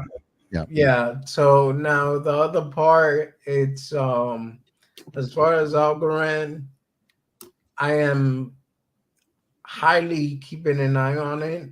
Like I said last time, they got a partnership with Amazon, and I feel like they're gonna do really good when the bull market comes around. And that's just that. I mean, I haven't went piece by piece looking into it, what it does and everything, but just the fact that Amazon named it or consider the possibility of using as a payment network, I say it's worth it. Yeah. Guys, we got to respect Waddy's time. I did get your message, Waddy. Thank you for being here. Before we say goodbye to Waddy, just real quick, I want to give him the plug, as Larry would say. And that is this right here. I should say this one. And you can go to his particular YouTube channel, which is Waddy the Crypto Hunter, or you just go to @Waddy the Crypto Hunter, all one word. And he, has a live show he does quite often. It's called This Ability to Do Crypto. And if anything, check out his particular channel and so on. He has featured guests. And like for instance, Sweet Caroline. No, not really. But yeah, check him out. And you can definitely appreciate the support. But Wadi, thank you so much for joining us here tonight. We won't keep you from your wife anymore. Spend some good quality time with the fam because that's a good thing. So thank you. Yeah. No, I appreciate you having me here, like always. And guys, it's good to see you, Daniel and Sean. I was also going to say, if I may, um, when I reached 1,000 subscriber, Al Clary, a friend of mine and supporter of the channel, is gonna do 5 $100 giveaway. So if you want to be participate, just make sure you subscribe to my channel. The minute I reach 1,000 subs, that giveaway will be done. With that being said, thank you everyone and have a good night. God bless Thank you, Waddy. Good night, Wadi. Thanks, God Waddy. bless you, brother. See you, Waddy. I'll talk to you tomorrow, Waddy. All right, bro. Bye. All right. So I want to go ahead and also welcome these guys, Mass Debater. And on top of that, Baktron, thank you for coming back, Bak. He states, good evening, Tim, Max, everyone. Thanks again for being here. Believes states Voltoshi will never dox. That's not on the menu. I know it kind of defeats the purpose. I mean, I think Jake Gagan covered that a few times. Like, look at Bitcoin, look at Shiba Inu. It's not like it's the end of the world if somebody doesn't dox. Now, I will state, depends on the project too. I mean, if it's some, God, man, don't even get me started on Clifford Inu. But anyway, you want to say something? I don't think Voltoshi should dox. I think he's doing everything that he should. Everything that he's doing. What's the need to dox right now? No, why? Yeah. It just doesn't make sense. Nah, and I think was it Jake? He put out that 4-minute video or something like that a while back, explaining that he gave some good examples to say the least. I mean, talking about, for instance, Satoshi Nakamoto, and talking about, for instance, Mr. Kusama. That's obviously worked out. Whether people want to agree with it or not, it's obviously worked out. So I'm not sweating it personally. I want to read this. Actually, this one. Hoover the Fud Killer says he's Swedish. He does not care about the SEC, really. Glad you brought that up, because we're going to go ahead and pull up something in regards to XRP real quick. We do have some other news we want to share with you guys. I saw this, and, this was part of my outline I wanted to bring tonight, but I thought, you know what, might as well just share it right now. Let's see where it's at. So here it is. A picture says more than 1,000 words, right? 2023 could change the whole crypto space. So, for instance, he's in Sweden. Yeah. Look at this. XRP is a security, right? In the freaking United States. XRP is not a security in the rest of the freaking world. They don't care. They're going to move on. They're going to recognize, Ripple's utility. They're going to recognize that on-demand liquidity, and that's where it's at. So everybody that's sweating this whole thing, I know I mentioned this whole thing of, don't get tunnel vision. See the bigger picture. You know what I mean? So I'm glad somebody mentioned that. I'm actually going to get back in the comments just for a brief bit, and then we're going to kick it back to some of our actual coverage, because we do need to get into that, because we're kind of going into an hour and a half through the show. Okay. Eddie T, he's been in Volt for a while. He likes the project. Give me a second. GS, Monkey makes me think of Ape. Ape makes me think of overpriced JPEGs. You must be like me, a gamer. All my gamer friends, they're not. They don't like NFTs at all.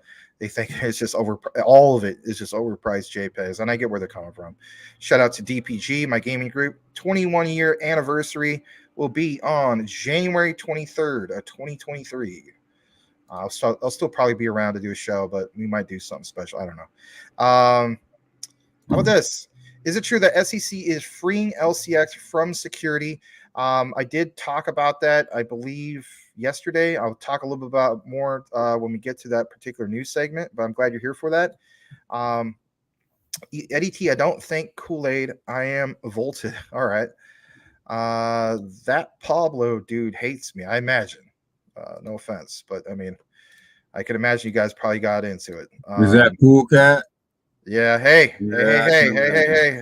Let's keep it civil. I don't want no 8 Mile sequel. I don't want no Papa Doc, what you gonna do? I don't want any of that. I just could see where that rub would come in. Yeah, exactly. We did touch 50 tonight, guys. Thank you so much. Really cool to achieve that for the night, especially with these 2 or 3 guys. We did lose Waddy, but you had to get going. If you just tuned in, please hit that like.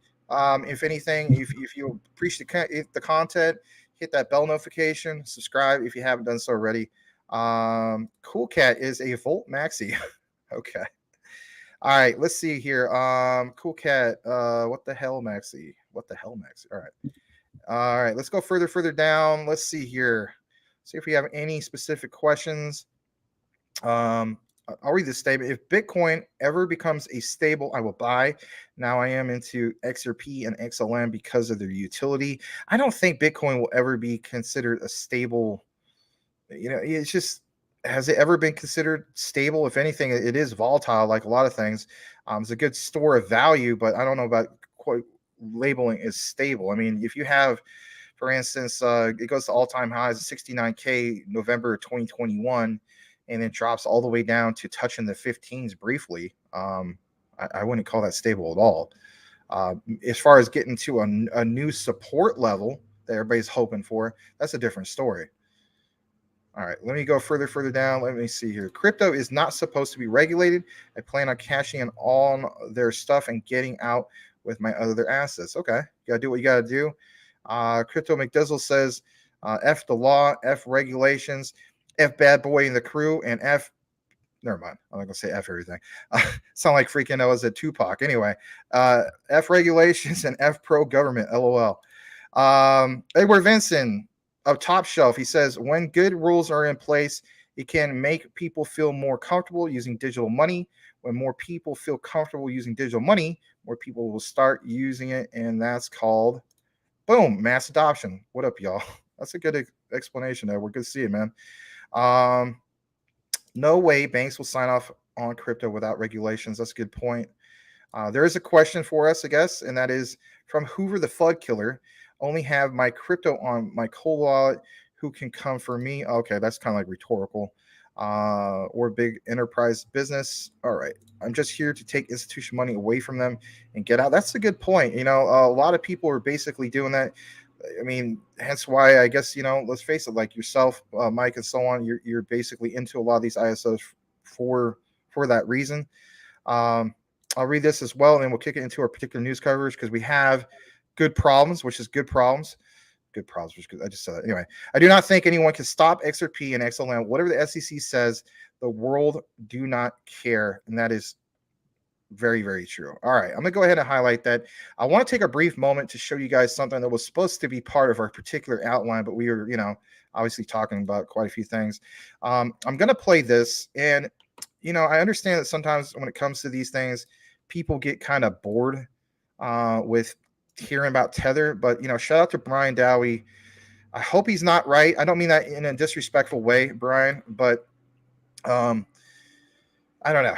It's basically now you're hearing people who represent these particular sides, and I don't know, are they trying to justify the Department of Justice? No pun intended.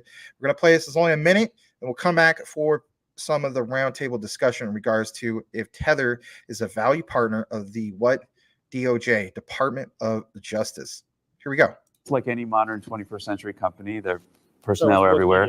The British Virgin Islands. Okay, their legal function is in Canada. Some of their executives live in Europe or Asia. It's one of these 21st century companies where, everybody works remotely. But they're headquartered in the BVI. But the legal function is their GC is in Canada.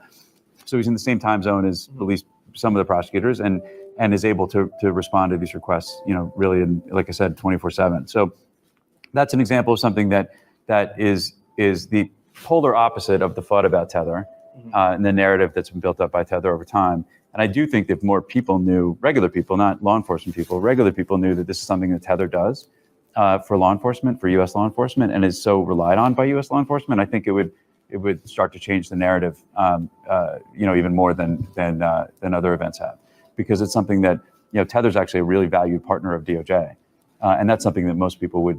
It's like any modern 21st century company. They're all right. So with that said, you mentioned specifically, change the narrative, but that's the whole thing, the narrative when it comes to Tether. There's a lot of different opinions when it comes to that of Tether. I think the overall opinion is that they're the next big swan event. You guys' thoughts? Who wants to take it first? You can take it first if you want, Sean. Sean, you're muted, my friend. Sorry, guys. No worries. I had to go yell at my dog just a second ago. Hey, at least you didn't pull where I'm by myself and I'm muted for 5 minutes, or Larry 10 or something like that. It's the worst thing as a content creator. I'll tell you that much. Yeah, that's horrible. So I was just saying that I did see that video before, and what the first thing I noticed is that they're talking about Tether as being a 21st century company, right? And we've got offices over here, and we're headquartered in the BVI, which is not technically not true. I think they're supposed to be headquartered in the Bahamas, but they don't. But there's no proof of anywhere. Where's the offices that you can walk in and talk to, the CEO or the board of directors of Tether? Right, where's that office at? Yeah, exactly. Right. Where's their holdings were held? Right. Where the reserve capital at? Right. We don't know any of this stuff. So them being partnered with the DOJ is just as good as the SEC being partnered with FTX. Right. That's exactly what I thought. And here comes the next shoe to hit the ground. And it's a joke. My thought is there are legal teams in Canada, and the Canadian government doesn't even want to take Tether. That doesn't say a lot for your legal team. And then where's your reserves, right? Yeah. I don't care what you say anymore. I don't care what the CEO of any of these cryptocurrency companies say, these stablecoins. I could care less. Show me the money. Show me what's backing up my money. And if you can't show that to me, then you're no good to me. I thought your name was Daniel Gayton, not Jerry Maguire. Show me the money, baby. No pun intended. Anyway. So just like CZ showed that judge the money for that Voyager acquisition. Show me the money, baby. So if you can't show me what's backing up Tether, then you're no good. Tether, there's a reason why the Canadian government told crypto.com that they weren't allowed to use Tether on their exchange. They just didn't pull that out of thin air. There's a reason why. There's a reason behind that. So just that's my thought. It is, maybe it's not FUD. Yeah, and I want to address something about the whole Bitcoin situation. Now, I don't think I made a comment on it earlier that they so let's and this has been bandied about many times before is who's Satoshi Nakamoto, right? And there's a lot of smart people, much smarter than me, who seem to think a government agency is the one who came up with Bitcoin, or some government agency, right? And we don't know, but the Department of Homeland Security, I don't know if I shared this before, I don't know, a couple of years ago had a video where they were talking about, they knew who Satoshi was. They went to California. They visited with 4 people who were allegedly Satoshi. So now they know. They're saying the government now knows who Satoshi is. And I guess that's supposed to make people feel better, because what bank is going to put on their balance sheet an asset that they have no idea where it came from? They have no idea who's controlling it. There's a wallet sitting out there with 1 million Bitcoin in it that could be moved at any time. It hasn't moved, but it could be, right? So what bank is going to do that without knowing where this asset came from?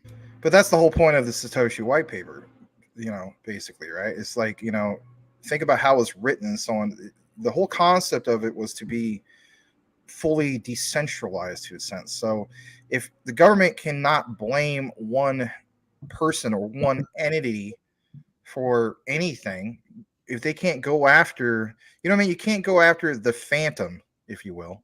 You could go after the Phantom Project with the P. Anyway, sorry, I had to. You have to keep in mind that also the people who were in power in 2009 or 2008 when this thing was being written are not in power any longer, right? So things have changed, and I don't know this. I mean, obviously it's a conspiracy theory, and there could be a little bit of truth to everything, but they could write it to introduce a new form of payment that's going to take over at some point in the future that they're going to control, that they have the idea to control. So, and like I said, whether that's real or not, or it's some, philanthropist, super genius who decided to come up with this to save the world, I don't know. I deal with a lot of. I think he's kind of a super genius in a way. Whoever it was. Go ahead, Daniel. I deal with a lot of business every day, CEOs and banks and auditing firms, and I can tell you, there's not a bank that's going to secure a currency and they don't know what they're securing. There's a lot of things that happen behind the scenes in business that people are just completely unaware of. There's people that own businesses that people are just completely unaware of, that they don't know they're either private owners, silent owners, and same thing goes on in crypto. And if who's to say that, the Bitcoin dev didn't dox himself to banks for them to take their currency on? He very well could have. So, we're the fools that are sitting here thinking that it didn't happen. There's a lot of things in business that happen behind the scenes that we have no idea. The public has no idea what's going on. They know what you tell them, and that's it. So I can tell you, banks are risk off. Banks are risk off. They're not going to take big, huge risk without backup. They're not going to sink their holders, right? They answer to a board of directors who hold stock. They're not going to sink their stock price for the sake of Bitcoin. Right. So they know something that we don't know, and that's why they're making the purchases that they're making. I mean, let's use some sort of logic behind our theories here. And Bank of America is not purchasing Bitcoin, and it's not. They don't know who they're doing business with. That makes zero sense in a Bank of America world. Yeah, true. Very, very true. Do you want to touch in, or you gonna say something, Sean? If not, I was gonna kick it into our next segment. No, go ahead. Okay. Thank you, Salamander, for getting the YouTube algorithm going with the emojis. I mean, all that stuff helps you guys. We just kind of went dead on the chat for some reason. I guess people were kind of engaged with what we were saying. I don't know. We're also going to 2 hours. So go ahead. I was looking at all them emojis. I'm thinking, man, did one of us say something that was just like completely? So here at CTN, we tell our guys, like, look, it helps, like, because it keeps it active. It's kind of like I don't know, you got a car, right? You're sitting there and idle. You know what I mean? I mean, it's on, right? But it's like you got to get that, you got to get that going. So it's our community getting things going. We appreciate you guys. All right, look, I'm gonna go ahead and highlight that particular spot. We're gonna go in and get into some more of this particular coverage. And it is in regards to Quant, because we do have some people who, they want the Quant news, and rightfully so. So I'm going to go ahead and share that. And if anything, here it is. It states Quant, juicy, right? This is the juicy news, I guess you could say. So I guess that's the most I can zoom in. It says our founder and CEO, right, Gilbert Verdian, offers some thoughts to John Adams for a great article in American Banker about coexistence of CBDCs. And let's face it, guys, when it comes to the whole topic of CBDCs, you better get used to it, especially when it comes to 2023. Yeah, the new year that we're in. Quote, if a CBDC is to be adopted, it must be properly configured and implemented as critical national infrastructure protected in the same way as existing payment systems. Yes, and must be scalable. We're always talking about, for instance, Quant. They're able to scale like nobody else has been able to scale, right? So it says interoperable and comply with money laundering regulations according to, Gilbert Verdian, right? Now, the digital assets need to be secure, implementing the highest cybersecurity standards against fraud and cyber attacks, meaning all these requirements in specifically what 2023 will be a big task, but it is ultimately feasible, says Verdian. One possible design is a two-tier model proposed by the Bank of International Settlements. Heck, Crypto Lulu is literally talking about the Bank of International Settlements on a almost daily. So it says central banks authorize financial institutions to set aside a portion of retail CBDCs as traditional currency, which is backed by the government. The banks would then manage payments between consumers and businesses. On top of that, listen to this. That's much like today's traditional settlement process. And that's a good thing that he's mentioning here, right? A little bit more in regards to this. In this model, a CBDC network between central banks and commercial banks would use private blockchains. Financial institutions would need authorization to access the network, and commercial banks would link their own private blockchains to the broader CBDC network. Here at Crypto Talk Now, we have already established that particular Quant connection when it comes to CBDCs, hence why you saw, for instance, Gilbert working specifically with the likes of MIT and even the New York Federal Reserve. Says on this particular one, this interoperability would facilitate transactions between each other payment companies, merchants, and consumers, Verdian basically said. Now, I'm going to go ahead and kick this over to Sean. I would like to hear your thoughts first in regards to this, and then Daniel. Well, I mean, clearly he's just setting out the perfect use case for Quant, right? And that's, in order to access these types of things for, the legacy financial system and blockchain, right? They're going to need Quant, that software, that iOS system that's gonna help them talk to each other, right? Access those payments, access those features. That's, like I said, he's just spelling it out. Yeah, he's just laying the groundwork for Quant. Much like he has been doing for months and months and months. He's just laying the ground. Not only that, for years, literally. I mean, we're talking about a guy who literally wrote the ISO standard, ISO TC 307. I mean, in its inception, if you will, was back in 2014. I think it was fully implemented, if I'm not mistaken, 2015, 2016. But yeah, I mean, with all the background. Huh?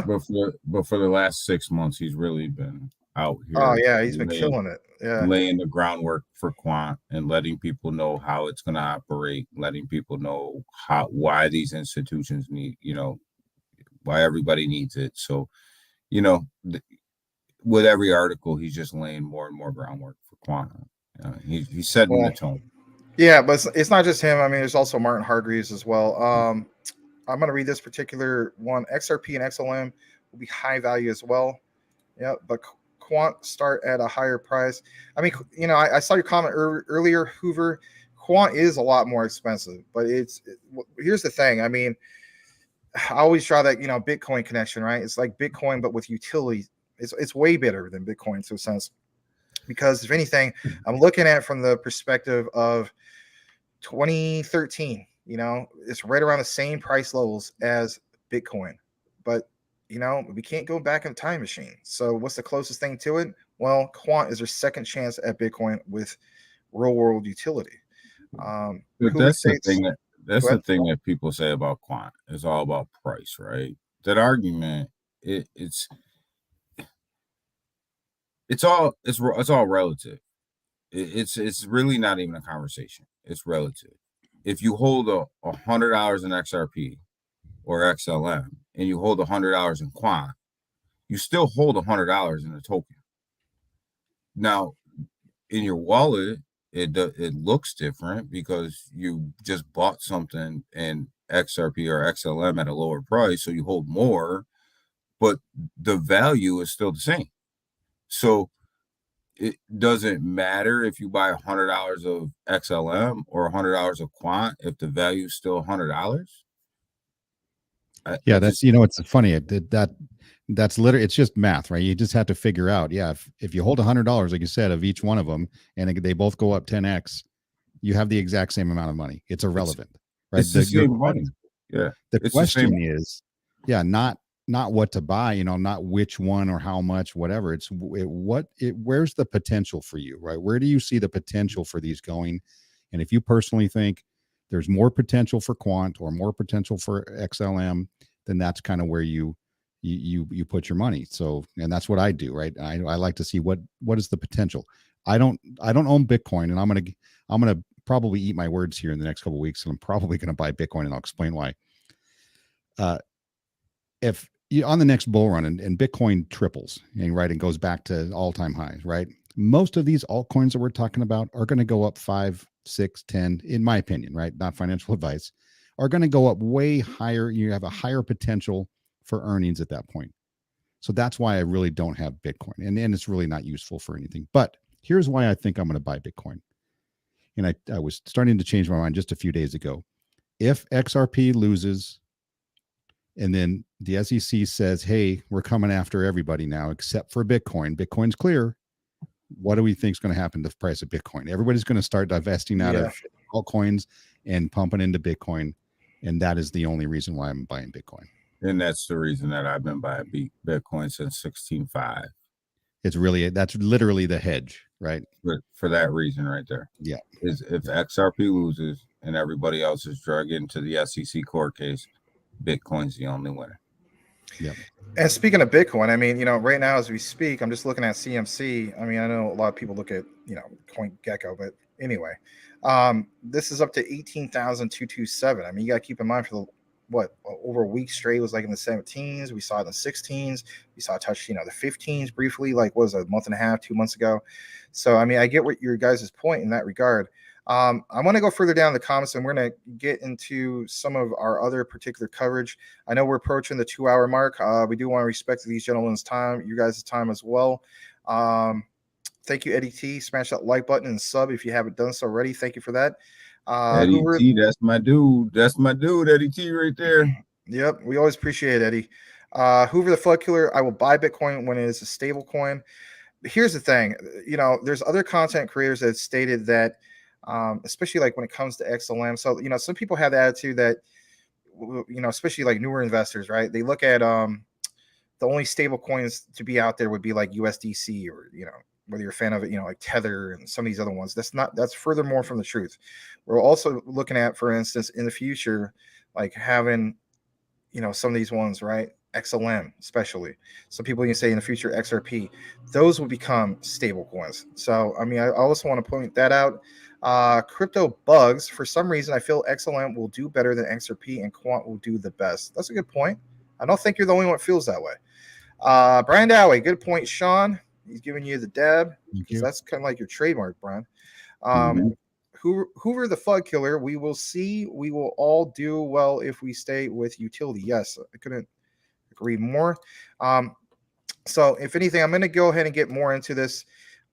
It is still in regards to Quant, but it's also HBAR. I'm going to go ahead and present this to you guys here in just a moment. Again, thank you to everybody who's here with us tonight. Here it is.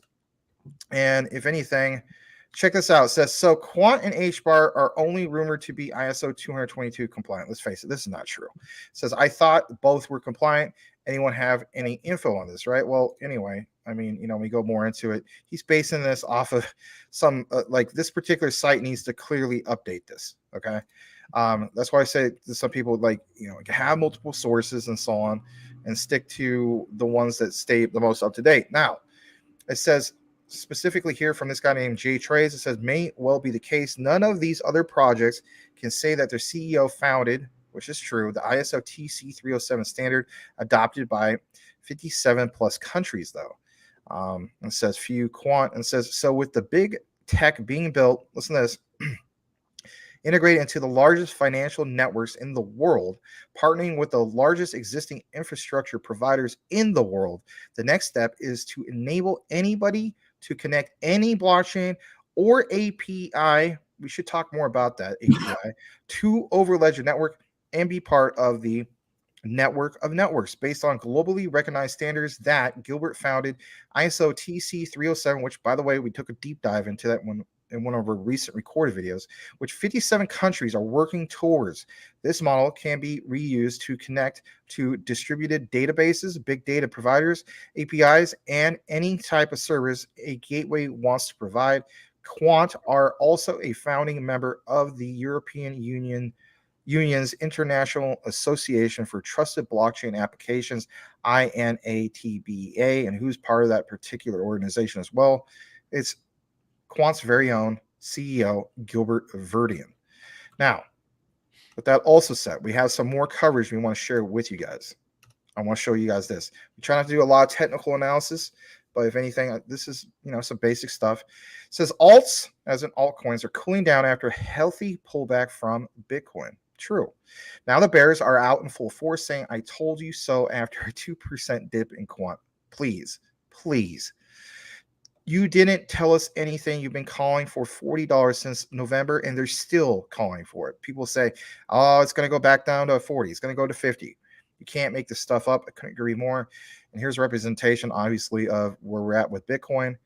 And you have to draw a connection. And I think, if anything, it makes a very valid point. I will mention this guy's reply.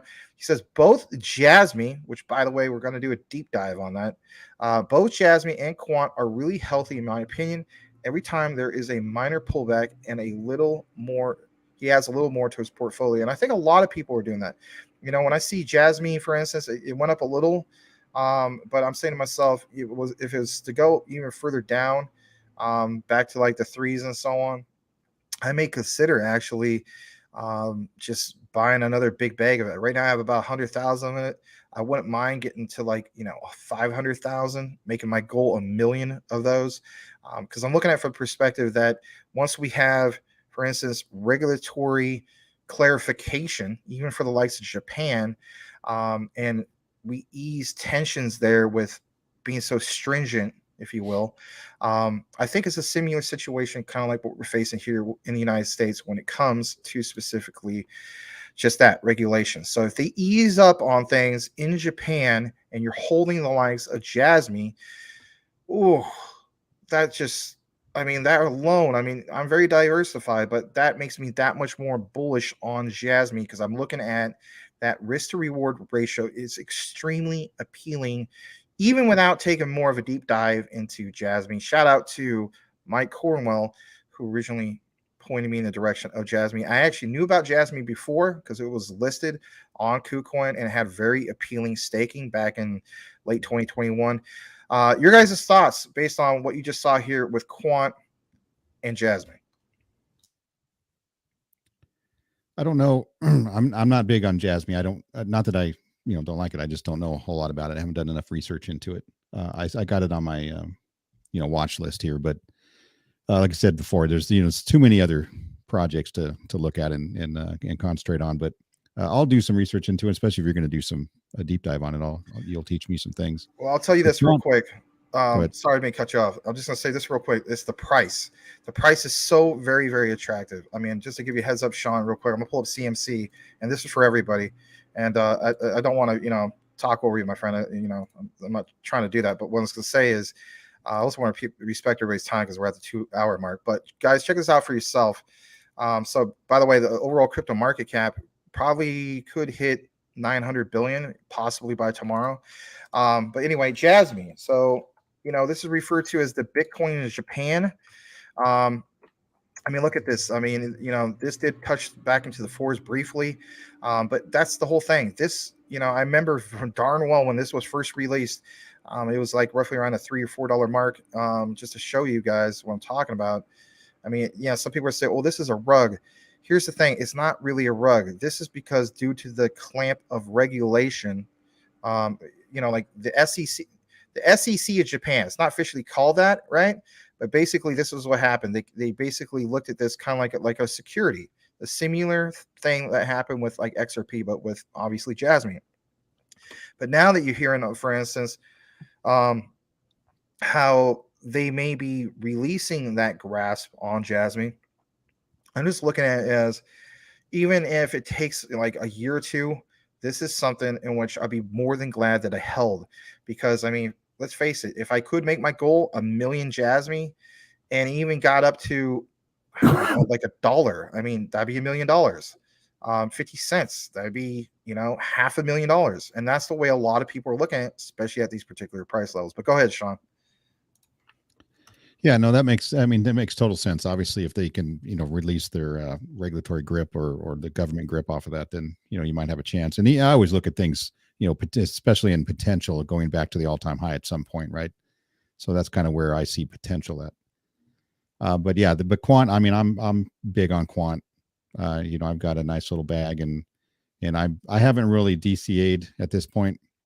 But it is what it is. I'm gonna continue to follow it. They paint a good picture. Quant paints a good picture of itself, and people have to realize that, right, these are all just little pieces of the bigger puzzle. And Quant is like it mentions the gateway, right? It's a connection. It's that connection that's being made with all of these different platforms, and that you can't really just hold all of your eggs in one basket. If you're a Quant Maxi, that's fine. You're probably going to do okay. But you got to see it. Quant doesn't move money. Quant doesn't, perform these payments and perform on-demand liquidity and deal with smart contracts and stuff. So it's, you really gotta spread your assets out a little bit if you're in this space. But I love Quant. Super bullish. Very cool. Daniel? I don't know a lot about Jasmine. It's one of the ones that always keeps coming up that I just don't have enough time to go back and look at and really do any research on. But it keeps coming up from time to time, and there's just so many cryptos out there. You just cannot research them all. So Jasmine's always been on the list. I just have never got to it. As far as Quant goes, I love Quant. Think it's going to play a big role in the future. But I'm like Sean too. You need to diversify. Oh boy, it's getting late. Your portfolios, because if you don't, you'll get stuck. Don't be a one-trick pony. Quant's going to do well. Will it see $40 again? Who the hell knows? I buy it every time it gets under $106. I'm buying Quant. That's my average cost on Quant, and out. If it gets down that low, I buy it. It always seems to get down to that level and bounce right back up to the 120 range, come right back down and bounce right back up. So, will it get back down to $40? In these markets, I don't know. Anything's possible in these markets, right? A black swan event, yeah, but I don't see that. Yeah. Anything's possible in these events. I mean, in these markets, I mean, they're so unpredictable right now. It's hard to believe, but anything can happen. I guess. Like that one kid from Angels in the Outfield. Hey, it could happen. Remember that? I don't know if you've seen that movie. Anyway. To tell you the truth, I won't be mad if Quant drops at $40. I'll load up. Oh yeah, I mean, I see some people that come in the comments, not here on the live, but on the recorded. This thing's going to drop to 40 hours. You reply back, good. I hope it does. Let me go rent a dump truck or whatever. I'm going to load the living or a U-Haul or whatever. I'm going to load the hell out of it. You know what I mean? Anyway. People get so mad when crypto dumps. Crypto's going to dump and it's going to come back, and it's going to dump and it's going to come back. And the key is buying it, knowing where your average is and buying below your average. And as long as you're buying below your average, you'll be fine. It's going to come back. And if Quant goes to $40, back the dump truck up and let's go. It'll be back up to 120 in no time. I personally, I agree. I just feel like right now we're in that accumulation phase, and people are basically doing just that. They're loading up. They realize that we're either at the bottom or we're already at the very, very bottom, and that maybe the bottom is no longer going to be the bottom, and they want to go. You see where this goes forward. I want to welcome Will Houchins back. Hopefully, I'm pronouncing that right. I saw you here the other day, Will. Good to have you back. He says he met his goal of 200,000 ALBT. That is awesome. Feels good about that one. Hey, right on, man. That is really, really cool. I like Will. Do not forget about ALBT. ALBT will be a player in this space. They will be a player. And don't be surprised if ALBT outperforms some of the current ISOs that we talk about on a daily basis. do not be surprised if ALBT outperforms one of them, if not a couple of them. Yeah. Well, how about this? Technically LCX isn't an ISO, but they always throw it in that mix of those particular tokens and coins. Don't be surprised about, LCX either. I mean, if you're the type of guy who may be new to all this, but you got into, for instance, you believed in, I hate to say terrarium, right? Then I hate to use this analogy, but comparing terrarium to LCX is like comparing a diamond to a horse turd. Both the same size. All right. Hoover, the FUD killer. The world looks at utilities. Yes, they do. And I do agree with your statement before, Hoover. And I've been saying this a lot. I know this is like maybe one of the first times you've been here. People do get tunnel vision when it comes to XRP. They look at the whole perspective of, the thing with the SEC. Like you're from Sweden and so on. Sweden, that doesn't affect Sweden. That doesn't affect the central banks of Europe and so on. So you make some valid points. Yes, Majazmi. Are you related to Cool Cat? He says a lot.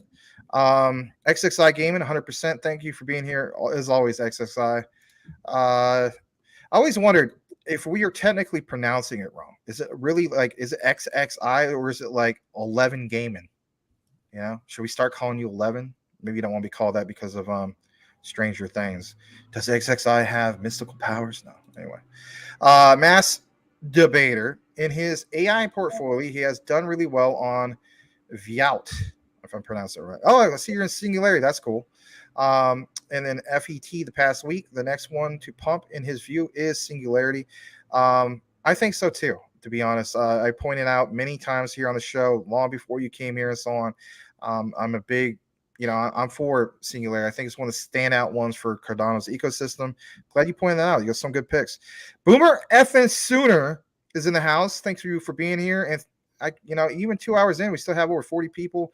I guess we got some latecomers, but where the case be, if you're coming into the second segment or whatever, we do appreciate every single one of you guys here tonight. We do have the remainder from the Crypto Roundtable. We have the one, the only Sean the Crypto Smith in the house, and we have, for instance, Daniel Gayton. Glad to have you guys here tonight. We will get back more into our particular news coverage. And with that said, we're going to get into it just in a bit. After I read this particular one, 10,000 quant, you are rich. I believe that 10,000 XRP will be with more, and ODL, that on-demand liquidity, is a Ripple patent. No? Well, yeah. And with that said, let's go ahead and just highlight that particular part. We'll get more further down to the comments in a bit. I won't say goodbye to this guy. David Clay says, thank you guys. I'm out. Well, thank you for being here tonight. Consider changing your avatar, but if you're gone, it's okay. Just going to go ahead and highlight that. All right, so let's get into some of this, the rest of what we happen to have here tonight. And if you guys got to go because it's 2 hours in, I totally understand, but you're welcome to stay if you want. All right, so let's get into this. This is in regards to LCX. We're going to go ahead and start our particular LCX coverage here. And I want to state this. People are definitely waking up to LCX. This is what this is about. So let me go ahead and share this. Check it out for yourself. People are waking up to LCX. Yes, we literally have seen this happening quite often. CBDCs and tokenization of real world assets will be a huge trend in 2023. I couldn't agree more. Previous years, 2021 and going into early 2022, what stood out was NFTs. I think for this year, when we talk about the utility run that I'm always talking about that will lead to a bull run, it not only starts with some of those specific things, but it starts with the tokenization of real world assets. We're literally seeing this become more and more popular. And if anything, when it comes to LCX, they're specifically doing it on their platform full circle, and they've been realizing this since 2018. Now, LCX has partnered with, of course, Quant and even HBAR to advance CBDC settlement implementation. The World Economic Forum also was one of those that became the blockchain bank for the new financial world. I mean, they recognize LCX as in that regard. Look at this particular price action. So LCX for that 7-day chart, we did hit in the 50+%. It's kind of leveled off a little bit since then, back in the 40s, but Really, really impressive stuff. I did see LCX, for instance. I think it's even at the 6 cent range. We'll have to double check that. But basically, compared to a couple weeks ago when it was in the threes, that's basically a 2x. And that ain't too shabby, to say the least, even technically being at the end of this bear market and whatnot. But on top of that, look at this. This is from Jolly Green Investor. It states small cap gem altcoin alert. All right, we got to have alert. This crypto is helping the world transition to CBDCs. They just partnered with HBAR and Quant to make it happen, regardless of what you think of CBDCs, right? I'm not a big fan of it. But I'll be darned if I'm going to sit on the sidelines. That's basically where it's at. They are coming in 2023, and I couldn't agree more. Looking to altcoins in the sector, LCX is a sleeping giant. With that also said, I think we have just one more piece we're going to share with you guys. Shout out to Greg Lunt. This is again back at Quant, because kind of jumping back and forth here, and I do apologize for that. But he says Quant is a token of 2023, right? Overledger APIs, that's something we don't talk about as much as we should. You know, we're always focusing on, for instance, the CBDCs, and we're focusing on, for instance, interoperability, and all that stuff is great. And don't get me wrong, CBDCs are going to be brought up a lot. But a lot of times we should talk more about what Quant accomplishes with their Overledger operating system when it comes to APIs. So Overledger APIs seamlessly connect any network to any network with full regulatory compliance, elite team, and huge enterprise adoption. Capped token supply 100% now in circulation. CMC is not, they don't have that updated yet. I've heard that, CoinGecko does have it updated. But listen to this, here's the key thing I want you guys to see here. Quant has jumped from 100 to 30 on CoinMarketCap during the bear market. And at times they even touched, like, for instance, ranked 27th and so on, but roughly in that 30 range. And that really, really stands out for Quant because, in my opinion, they're going to go, no pun intended, take a quantum leap ahead. I love this diagram, the recognition of Quant, and then, of course, the true value. All right. So with that said, guys, we want to give you that brief news update. When it comes to Quant, going to kick it back to our particular panel here. And that is something I want to ask some of you guys. Whoever wants to take it first. I know, Sean, you're into LCX and so on. What do you feel as far as the tokenization, like their focus in regards to specific tokenization? And if anything, I'm going to do another follow-up question for you and Daniel. And that is basically this. We talk about tokenization. LCX really stands out with that. So if 2021 and early 2022 NFTs stood out, do you know of any other exchange or platform where tokenization is the real key thing, or what really stands out for them other than LCX? Whoever wants to take it first, go ahead. I don't know of any. I mean, you see that on their website. It's first and foremost about, tokenizing the world, or the future will be, tokenization of everything. And for them to go ahead and do diamonds, to start with, obviously every single thing, anything of value can be tokenized. Anything in the real world, we have contracts and, your identity, like the ALBT and stuff, you can tokenize, literally everything, real estate, so I'm trying to think of things you can't, and that's the harder question. So if they can really pull this off, and if they can really put themselves ahead in the real world of that and make it, I mean, obviously they're going to have to do some marketing and get themselves out there a little further, because nobody's ever heard of them. I mean, it's very small at this point, and a lot of these things are very small.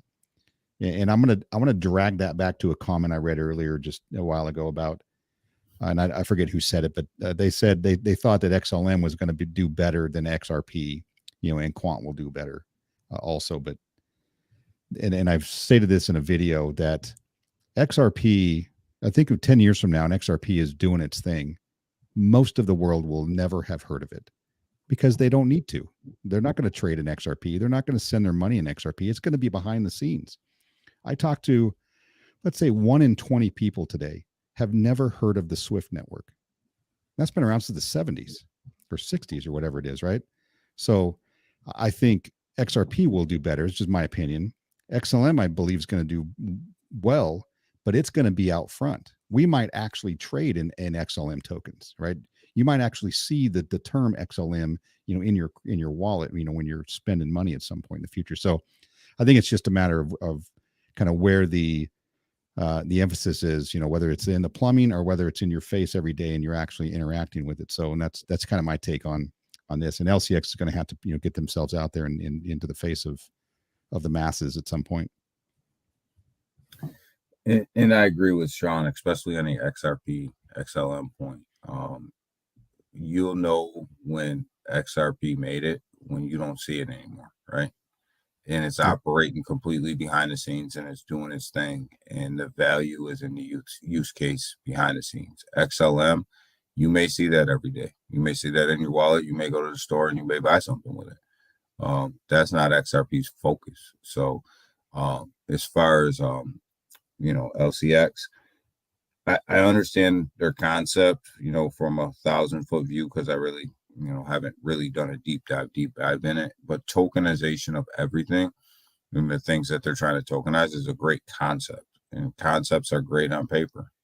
But until they're rolled out and they're adopted, by the masses, it's it is what it is. It's a concept. So the concept itself is great. I enjoy that concept. I think it's a great concept. But can you sell that concept? And if you can't, and we're likely years away from that. Yeah. So but I'm gonna step away because I got like 6 hours now to get to sleep before I gotta get up. No, totally understand. Totally understand. Do you have time to just do a quick plug for yourself, or you got to go? I got a couple minutes. Yeah. All right, we're gonna do a quick plug for Daniel Gayton in respect that he needs to get going. It's something we normally do. I'm gonna go ahead and share his particular channel, guys. Please give Daniel, a fellow brother of Crypto Talk Now, a follow. Of course, there's Sean the Crypto Smith, but here's Daniel Gayton's YouTube channel. He talks a lot about Volt, for instance. He talks about a lot of these ones, or even some of the ISO ones, right? Like, I know, I get it, guys. ALBT is technically not ISO, but it is part of that mix of these. Close enough, right? Yeah. And then on top of that, he even talks about Gala. They've been doing really, really well as of lately. Obviously, both these guys cover MetaMonkey AI. He does to keep up with modern events like what's going on with crypto, like scam, Bateman fraud, and some of these other guys and so on. But yeah, by all means, give him a follow, subscribe to his channel. He's still he's trying to build it up and so on. He's very passionate about talking about crypto, and you can see that. Very knowledgeable.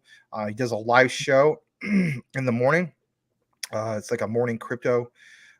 So yeah, Daniel, thank you so much for being here, and always appreciate having you part of these roundtable discussions. And I always appreciate being here. Thanks for the invite, guys. I appreciate it. It's always a great time spending with you, and Sean, Crypto Smith, and Waddy when he's here, and Larry. We usually always have a great talk, great conversation. I always learn something every time I'm here. I learn something new, and I hope everybody in the audience just learns one thing, from one of us, every Wednesday, and then that's time well spent. But I do appreciate the invite. Appreciate, you guys having me. You're very welcome. Glad to have you. Sean, you coming on? You streaming with us tomorrow? Waddy, so whose channel are you on? Space Chicks. I'll have to check. Yeah, I wasn't. I'm not aware of that yet. MMA. Okay. Yeah, right. I'll check it out. Yep. All right. You guys have a great night. Thank you guys for the invite. Appreciate it. You're welcome. Have a good night. I'll see you guys next Wednesday. Sounds good, Daniel. Thank you. Sean's the lone ranger left, the lone guest. Fighting a good battle. All right. Well, he's going to be fighting a battle here in the comments here in a bit. I don't know if you saw some of this anyway. No, I didn't. Yeah, he's got some hard questions. Sean, I got to stay by here and defend you. Are you good?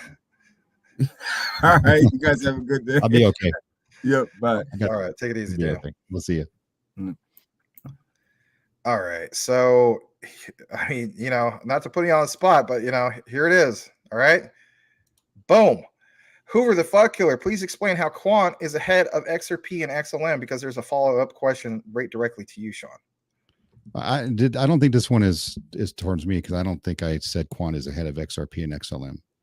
Well, and I don't believe that. Okay, that's fine. I guess it's this one right here. He says, Sean, I do not understand your point. XRP and XLM will drive the system. I guess that was what I was talking about. Sorry about that. Go okay. ahead. Yeah, and that makes sense. So, and it's not that XRP isn't going to do well. I think XRP is going to outperform on a potential basis, as far as my opinion goes, because it's going to be dealing with more money, right? More resources. But it's going to be behind the scenes, right? As the average person, you're not going to walk into your bank and you say, hey, I need to send, 1,000 XRP to my buddy in Thailand. Like, that's not how it's going to work. You're still going to spend $1 or whatever your local currency is, and it's going to get sent through the Swift network or like the Swift network. And it may be the Swift network. We don't know if they're going to partner together and collaborate on that. But you're never going to hear the term XRP because you don't need to. Right? It's one of those things that you may be using for years. It's like the Swift network. My mom, she's in her 80s. She's never heard of the Swift network. She's probably used it 1,000 times in her life. But that's a great point. Know, yeah. Right? Because it's just runs behind the scenes. You don't need to hear about it. Well, there's so many things that run behind the scenes that people don't even realize. I use this analogy quite a bit, and that is, like, for instance, when you guys watch a YouTube video, do you know about JavaScript is basically what made that come together? Most people don't. They might have heard of Java, but they don't realize that in itself was how we went from Web 1 to Web 2. You know what I mean? So you make a great point. And if you're dealing in the CBDC world, right, and we believe XRP is going to be that bridge currency between different countries' CBDCs, why would you ever need to know about XRP? How is that going to affect your life? It's not. XLM, I'm saying, XLM is more on the retail front, right? That's kind of really where it's being designed, and I think it's going to be utilized is peer to peer, right? That's me to you, or you to a retailer, or something like that. Like, and there could be a mix of these, but you're more likely to hear XLM, on a daily basis or weekly basis or whatever than you're ever going to hear about XRP. They're both going to be running the system. Yeah, just one's going to be hidden, and I hope to be profiting on both of those, and one's going to be more, a little more available to the average person. Just real quick, I got to highlight this real quick, and we'll get back into this particular topic because it's good stuff. I did see a super chat come in. It's from Wes RA. Thanks for joining us again, Wes. We really do appreciate you. Wes states, "What's up, cats? Keep dropping them gems. Thank you for that with the $5 super chat. Really do appreciate that." I'm going to go ahead and get back into this, which is Crypto McDizzle. He says, Luna Classic, Luna multi-chain wallet merge tomorrow. Thank you for that. I want to get back on what we were talking about in regards to some of this. So, Sean, you were talking about the whole thing, like, when it comes to XRP and XLM, obviously, as far as the peer-to-peer, Stellar is going to be the one that stands out, right? But recently, I believe it was this guy right here, shout out to Crypto Mike, who tagged me. There was a recent article that basically mentioned that there was the whole, I don't know if it was Visa or MasterCard or both, but that XRP was jumping, more into the whole, peer-to-peer payment type thing. And I'm thinking, okay, you had Brad Garlinghouse say a while back that, our focus was never on retail, but I still don't think obviously their focus is on retail, but then that of course happened, and it's stating that now that's their shift to focus. But I guess if anything, that's just now an extra layer of what they're doing. Did you happen to see that? Well, I didn't see it, but it does make sense to me. And I don't know, when Brad Garlinghouse stated that XRP was not designed for retail, I think he meant, or I think what he said was it wasn't intended for the retail investor, right? They designed it with banks and central banks in mind. So, I mean, and maybe this is a way of them, and look at it, if XLM is out there and doing its thing and it's going to get its piece of the pie, it's probably not going to get the whole pie, right? There's going to be a few others that are going to be competing. There may be in different regions of the world. We may have something here in the U.S. that's not quite the same everywhere else.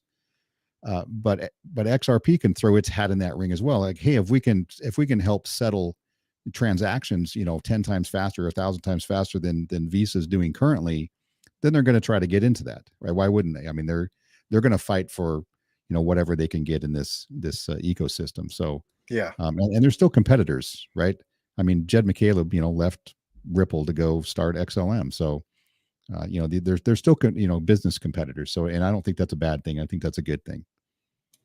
Yeah, very true. I'm gonna read this. It's from Mass Debater. Those of you who watched the recent World Cup, Ripple is starting to be advertised a lot. Yeah, they are. And on the billboards around London, we covered that quite a few times. I actually showed you guys some videos. Ripple is being advertised more and more. I want to state this because, earlier it was basically Hoover the Fug Killer was talking a little bit about this. Don't get that tunnel vision, as I would say, when it comes to the whole thing of just focusing on what's going on in the United States with the SEC. You will not, of course, see the mass advertising here in the United States, let's face it, with an SEC lawsuit against Ripple. But this is a perfect example. You have, for instance, we see it, right? The subways or, transit in general, it's everywhere. Ripple, Ripple, Ripple. People passing through where they need to pay, I guess you could say, like their toll to get in and so on and ride the transit. You have it just like you mentioned, billboards everywhere. And I think if anything, it's kind of like what Gilbert Verdian mentioned, it does start with the likes of the UK. I mean, that's been a given, everything with the CBDCs and so on. I would like to hear more information about plans if they're going to advertise even that much more in some of these other specific countries, because let's face it, when it comes to the central banks and so on, I mean, it's just that the central banks of Europe and whatnot. I understand that each country has different, policies, but when you think about the European Union itself, I mean, there's tons of countries are still part of that. For instance, we had Brexit with, the UK, but I think that's beyond the point. But yeah, don't get that tunnel vision. I think that's the main thing. The world is going to still utilize, Ripple's XRP mainly for, just like you were mentioning earlier, it's about the on-demand liquidity. It's designed for the banks. Your thoughts on some of the advertising? So you always have to look at why is somebody advertising, right? What's the purpose? What are they trying to get out of it, right? They're not trying to get the average person to walk into a Ripple office and, inquire about, whatever it is they're doing, and buy whatever they're selling. Their name is out there, especially like in Europe or in England or the UK, is because Ripple is part of the Digital Pound Foundation, right? They're helping build that digital dollar over there. So, and you're going to see that name more and more as this thing comes up and it's starting to get tested and it starts to get put out there, right? A lot of people are going to want to know, well, who worked on this thing? Who came up with this stuff? Like, if they want to really look behind the scenes and see what happened, like Ripple is one of those companies that helped design their new digital currency. So I think that's why they're putting themselves out there. So they're more well-known. People are used to hearing the name. Yeah, they are. And that's a good point that you brought up. I'm going to get more into our particular comments we have. I know that we had some extended coverage for you guys tonight. I think it's just mainly because we have the roundtable here and so on. Oh, you like my analogy, Larry? Well, thank you for that. Hopefully you're feeling better, Larry. I know that you've been having a hard time with that balance. And, it's sometimes, I think we all experience it's like real world circumstances. It's hard to balance your life with making time for everyone and anything. Mass Debater states, I think we, the retailers, will be using XLM and the big institutions will be using XRP. Yes. By the way, I did have an XLM update today. I know it's not going to be anything groundbreaking. It's probably not going to, get like 2,000 views or anything like that, but we do want to keep up on providing news to you guys. So for instance, check out the one that was reported today to you guys on a recorded. I did take some notes from you, Sean, in regards to some of the edits. So I kind of, don't do it. Don't do it. It's so time because yes, yeah, it is. But I wanted to give it a try. Maybe in the future I'll do it with just the ones that really like are groundbreaking ones. Like if I feel like, what, this is the one, this one's going to get 5,000 views again. There's another one that's going to be getting up to 6,000 views in regards to, I think it's Quant, but I think I'll reserve some of those for that. But yeah, you're right. Yeah. It's so time. I think I've changed. I think I've also decided I'm not going to do every video that way. It's just, I can't, otherwise I'm only going to put out 2 or 3 videos a week. It's too time. Yeah. That one I did yesterday or released yesterday, it took me 5 hours. Yeah. And it's just, I'm like, I can't do that on every video. And obviously I've only got so much time after work. in order to do this. So, well, it did take me 5 hours, but basically speaking, I had to use OBS for the main record for the audio and everything, and then to kind of overlap it with the video blends. I'm sure you use a different program. I had to use Adobe Premiere Pro to make that happen, and then it was that was like, man, this is really time consuming. I see what he's talking about. So yeah, I use Filmora. I use Filmora too, but what I don't like about Filmora is I wasn't able to. Maybe you could show this to me sometime. Is how you do the overlapping, and I was able to do the overlapping. That's pretty easy. Oh, really? Okay. Well, that was all right. Maybe I'll have to get with you on that. Let's see here. Casper Pie. All right. Hoover says he owns XRP. If it is used by the banks, get it. It will be the most valuable. Okay, slang. That's all right. We all have our own slang. Crypto McDizzle for Shizzle Manizzle for show. 4.57% up on Bitcoin in 24 hours. Wowzers. Let's take a brief moment to see what's going on with that real quick. So let me pull up just the crypto stuff. All right. So here's the thing. On the last hour for Bitcoin. Oop, clicked on the wrong one. Oh my gosh, what's going on here, Maximus? All right, 24 hours up close to 5%. Oh, on the 1 hour, at least CMC is different. It's 0.05%. So maybe it's just you get it from a different source, KuCoin or whatever you're using. All right, Hoover the Flood Killer. I want all crypto to boom. Well, who doesn't, right? And I think it will come, but utilities are the most important today in my mind. You're absolutely right about that. They definitely are. Being in that wolf pack tires you out. Wow. Hoover the Flood Killer. Yeah. Hoover the Flood Killer. Most important in my mind is keep your crypto on cold wallet.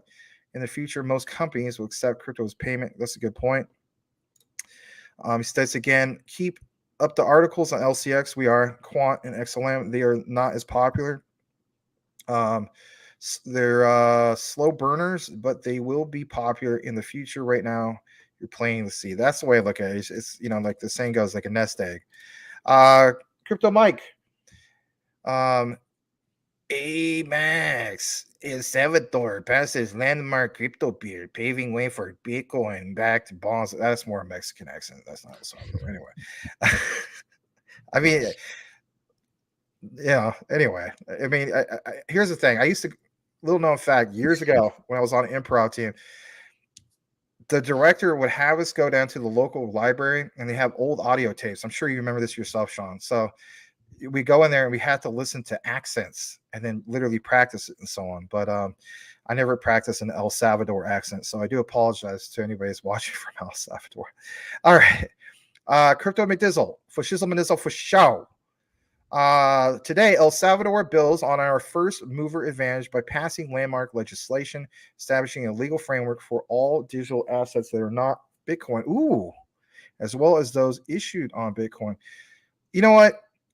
El Salvador is the only country, if I'm not mistaken, that their official legal tender is Bitcoin. You think that they'd be more focused on some of these other ones like, XRP and whatnot. But I do like the news that Crypto Mike shared with us in regards to this. Let's talk about that real quick. So, for instance, Sean, do you feel as though we'll see more and more countries accept the likes of, I don't know about Bitcoin, but for instance, like adopt a certain crypto as their legal tender? And if so, which ones? Do you think it's just going to be third party or third world countries? Well, they've got to have some sort of backing because obviously the IMF is not happy, that they're going to take Bitcoin as legal tender. I mean, it's not their legal tender; it's a legal tender there.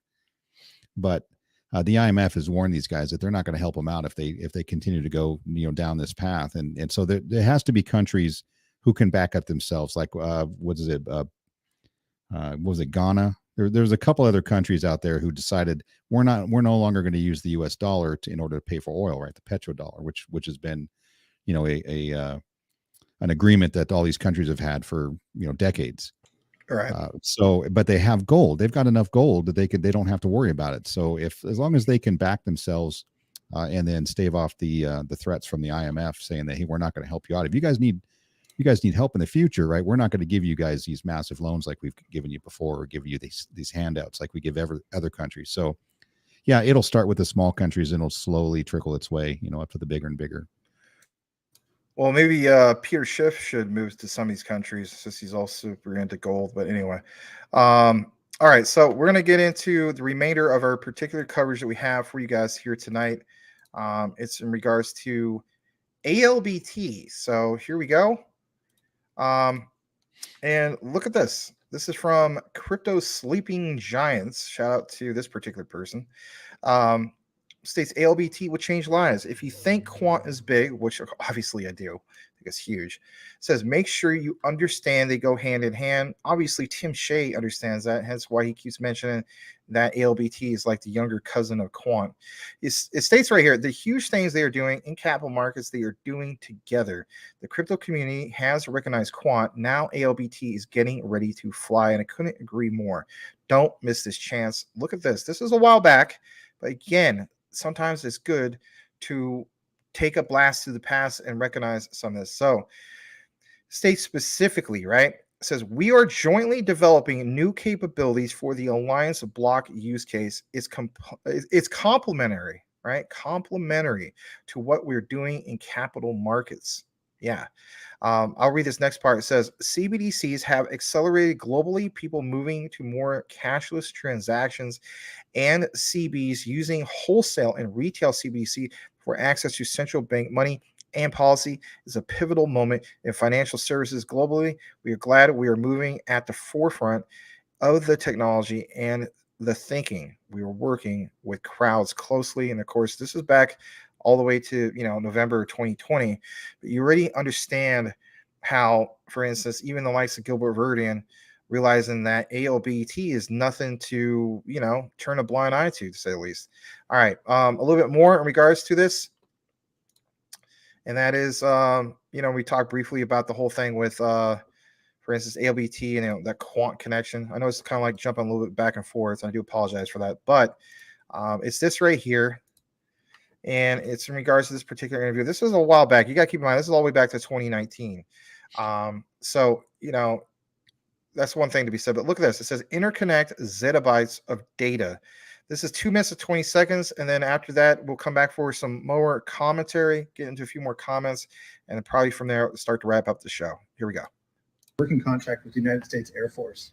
And the other blockchain is really a service provider. So that really makes us the only protocol, if you will. And what really interesting about the government is they have a chance to lead innovation for the first time, and getting out of a cycle where private entities were driving innovation because of monetary reward. Now the government faces other opportunities such as threat vectors and mission critical situations like life or death. So working with the United States Air Force, we're under their needs initiative around multi-domain command and control, which is about moving one data set to another data set.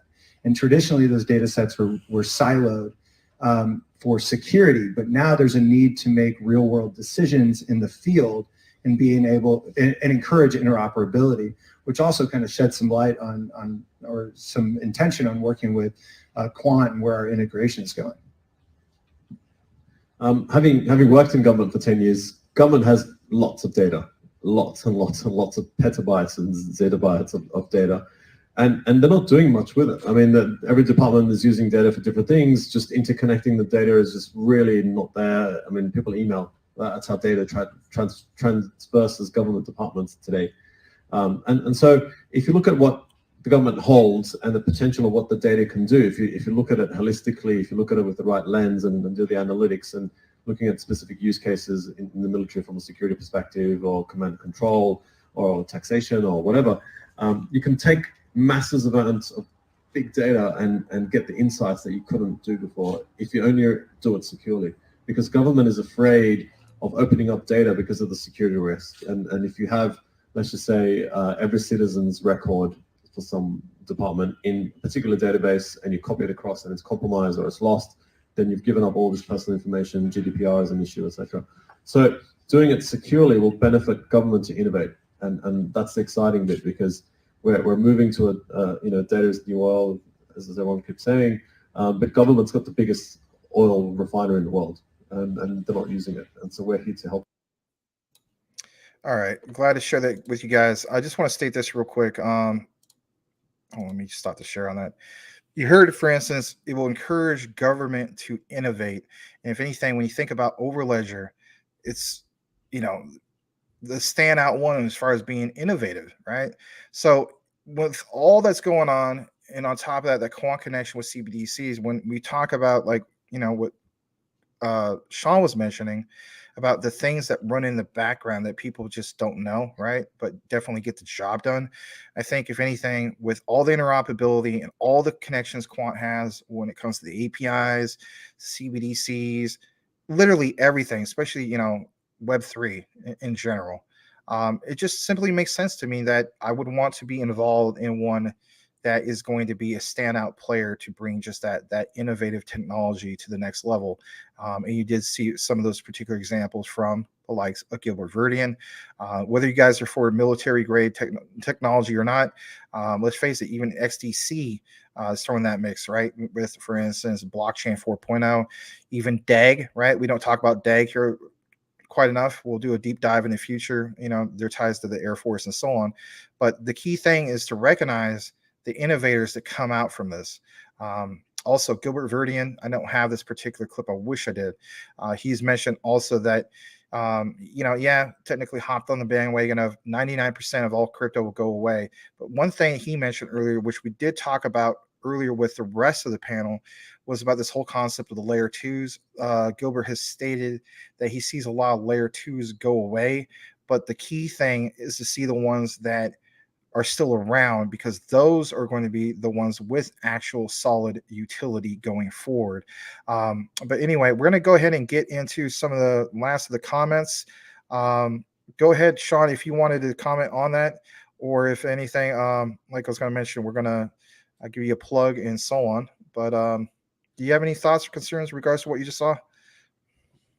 No, really, it's more of the same. And you know, we mentioned this as when we came in, we were talking about Flare, you know, and everything really right now is, if you're not out there and you're layer one and you're pushing the boundaries, right, you're going to be in this situation, and you're going to see a lot of other projects come forward that are all dealing with interoperability, and that's what Quant does so well, right? That's what Flare was designed for, and there's several others out there that are going to be useful, right? But then we're going to go back to the fact that you're never going to hear the term quant. Nobody's ever going to know what quant is, right? Except unless you're really into crypto, you know, like we are. But your average person, I guarantee you, if you go talk to 1,000 people, not one of them probably sort of quant. I mean, it's just, and you won't even going forward. Again, it's one of those things is working in the background. It's just making connections from, you know, unlike systems, you know, to work together. So, you know, we're going to be able to enjoy the fruits of that labor. But it being in the, and I see what, who was it that said that? Hoover, the FUD killer, you know, quant in the military cabal, you know, then he's never going to buy it. Well, quant's going to infiltrate. I mean, these cryptos are going to infiltrate every single sector, you know, that exists out there. And I'll tell you what, if there's one place that needs a lot of help and innovation, it's going to be anything in the U.S. government, right? Because they are. I'll tell you a story. I was in the Air Force, and I worked in Colorado, and I worked in space systems. So you can imagine where I was. And this was back in 1988, 89, 90, you know, right around there, late 80s. And you walk into a room and you think, right, and I've built in my head like, wow, this is going to be some high-tech stuff, right? Right. This is all top shelf. You walk into a room, and the room is literally, I don't know, 5,000 square feet, filled with reel-to-reel machines, right? Like 1975, 1980s, you know, or 60s technology when they came out with these first reel-to-reels, just processing data, right? And just storing data. And that's all they're doing. And it takes an entire, you know, almost a warehouse just to utilize what they're doing with the satellites that we work with. And you see the absolute absence of technology there. Right. And it was sad to see. It was kind of a letdown, honestly. But then I talk about it now. I'm like, this is how backwards, you know, the government is. All the money they have, you know, and they're still running on, you know, 20, 30-year-old technology. Yeah, but they need the help. They can definitely use the help. Yeah, that's definitely one way to look at it. Based on what you're talking about, for instance, another analogy I want to basically mention is like vegans. All right. Not that I'm against person being a vegan, I mean, that's your own decision and so on. But, there's been some misinformation, I guess you could say, put out there stating that, when it comes to vegans, like there's no death involved and so on. That could be furthermore for the truth. What about the farmers, for instance, that have to, for instance, kill random squirrels or, vermin, rodents and so on out on just at the farms before they can raise, like tofu or raise other types of things and so on. It's like nobody wants to talk about those specific things. But anyway, I'm going to read one more comment before we start to wrap things up here in a short bit. Thank you to everybody who's been here tonight for our roundtable discussion. Sean was the last one to actually go. I'll read this. It says, I think 70% what U.S. taxpayers pay, the military goes in other pockets, says Hoover, the FUD killer. That's a good point. He says he's a carnivore. He loves good meat. Me too. Rayan's in the house. Good to see you, Rayan. I was wondering about you. I'm late, but I'm here for you. Max, how are you? I'm doing really good. Thank you for being here. It's okay to be late. Chris Olja, I don't know if I pronounced it right. It's LCX Food. Cool. All right. I'm going to give Sean the plug, as we would say. I'm going to go ahead and show his particular YouTube page again. Here it is. And, he recently, of course, about 5 days ago, covered XRP and XLM will be the future of payments. Must see video. Did very, very well on that. Close to 4,000 views. Today, earlier, he addressed the whole thing with the XRP buyback. As real as crazy. He goes into in-depth analysis in regards to that. And actually, I thought you did a very good job compared to even some of the quote unquote top influencers. I know I shouldn't say that. Who basically talked about it and so on. Yeah, guys, let's face it. Crypto Lulu, he does talk a lot about some of these specific things and so on. But I really like the idea that Sean the Crypto Smith went into detail. Check it out. He has some really nice visuals, edits, all that stuff. It is kind of like an 18-minute deep dive in regards to that. You want some of those specific questions answered, I guess you could say, at least from his point of view. Check him out. His channel is at the Crypto Smith. That's if you do it with the @ sign, it's all one word. And of course, if you're just searching on the YouTube search, you do the Crypto Smith. Wow, you know what? You are actually close to 1,500 subs, and you're going to get up to 2,000, I believe, in no time. But yeah, guys, help a fellow, brother, community guy who's a friend of ours of Crypto Talk Now. Take a follow. He covers not just, of course, some of these ISOs like XLM and XRP, but he does cover other projects. He talks about MMAI. Talks about, for instance, stable coins. There's also, for instance, some of these other projects he covers like Optimus. Sean, you want to weigh in on this? Anything specific you want to draw the audience attention to your channel or what you're all about before we close up? Well, I am a utility use case maxi, right? I'm not really any. I like XRP, of course, for obvious reasons, XLM, but I'm not a maxi of anything other than utility. I don't. I can dabble in the occasional degen play, right? And I'm just like the next guy, or the next person. So yeah, don't take any of that with any seriousness, right? Those are gambling plays. It's a slot machine. Don't look stable fund and stuff that I cover. That I wouldn't even worry about checking out that content. But I do appreciate being on the show, and I think there was something else I wanted to say about what were you talking about? Now I forgot. It's getting late. The buyback and how everybody really just is fudding the heck out of it, and because I think they just don't understand what the purpose is, and that's the biggest thing. So if you guys see a headline out there and it makes you feel a certain way, do a little deeper dive on it and actually find out what is it that they're actually trying to say to you, and not just assume things by the title, right? And we do that. I do that all the time too. I'm like, just like I said in the beginning of this, when I first heard about the buyback, I was like, that's utterly ridiculous. Like, why would they try to put a price like that out there? But that's not what they're doing. So you just have to dig a little deeper on it. Do some research, peoples. Right. That's what I'm going to say. Earlier we did show this comment. It was towards me. It says from GS Max, can you do a comic book guy from The Simpsons impersonation?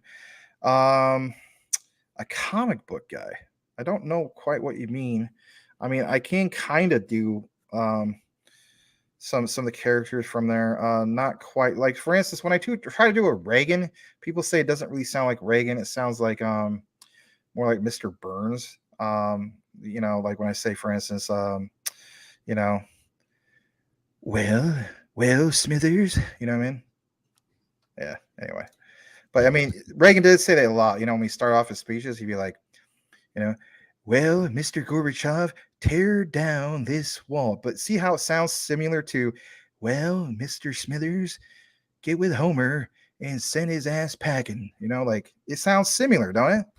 Anyway, it is a bit similar. Yeah. Yeah. Anyway, you could tell. I mean, I could, if somebody said, "Oh, he's doing Reagan," I could say, "Okay, I can see that." Yeah. And if you said, "Oh, he's doing Smithers," I mean, "Oh, I can see that too." Well, not Smithers, Mr. Burns, but yeah. Or Mr. Yeah. Yeah. Smithers is a whole other, I can't do Smithers, but one, anyway. But thanks for the request. Probably doesn't quite answer what you're looking for, GS, but do appreciate it. Where was that earlier? Hold on. Most people do not even know what to eat. The big white man. Oh God. That's disgusting. But anyway, that's all right. LA, good to see you here. It says great show today. Once again, thank you for that. You're late. That's okay. And who are the Fug Killer? We'll follow Sean as well. I've been deleting most YouTube. Yeah, we do appreciate that. YouTube bot trend centers. Oh, you mean like the ones that just will shill you whatever? Yeah, it's kind of unfortunate. I know I can relate to that. You know, for instance, I still watch other content creators out there, and so I don't watch all of them. I do listen to Rich of Common Sense Crypto. I listen to, for instance, Max Maher. I look at Max Maher as basically being like the documentary style type of guy, kind of like that format. Another guy I like watching, I feel as though he's a good source of information, is Coin Bureau. I forgot the guy's name, but you know, some of those guys I'll watch. Anyway, let's see here. Hoover the Flood Killer. There can't be a buyback, I think. Thank you, Sean. Hope to see you next week. Yes, we do. And in closing, we have one last one we're going to share with you guys, and then we're going to really wrap it up for sure. This is for all the people who were like, oh, man, I missed it. I wanted some quant coverage, but dang it, Max is going to end the whole thing out. Well, this is kind of a fun thing to do, you know, to close things out here before we end the show. So here it goes. And it says Quant, Oracle, OCI. You're going to get a kick out of this. Here we go. In the next 3 months, we will have migrated all of our SaaS customers, again, just as part of the normal update, to our OCI Gen 2 infrastructure. What actually has happened is we've met lots of different types of people within Oracle, introduced to different types of customers. We've been, you know, deploying our technology within Oracle Cloud, so OCI. We will have migrated all of our SaaS customers to our OCI Gen 2 infrastructure. Do you have any special talent? Deploying our technology within Oracle Cloud, so OCI. Oracle to certify us. So the tech working within Oracle. So our product, so Overledger, and you can use all of them with our technology. OCI.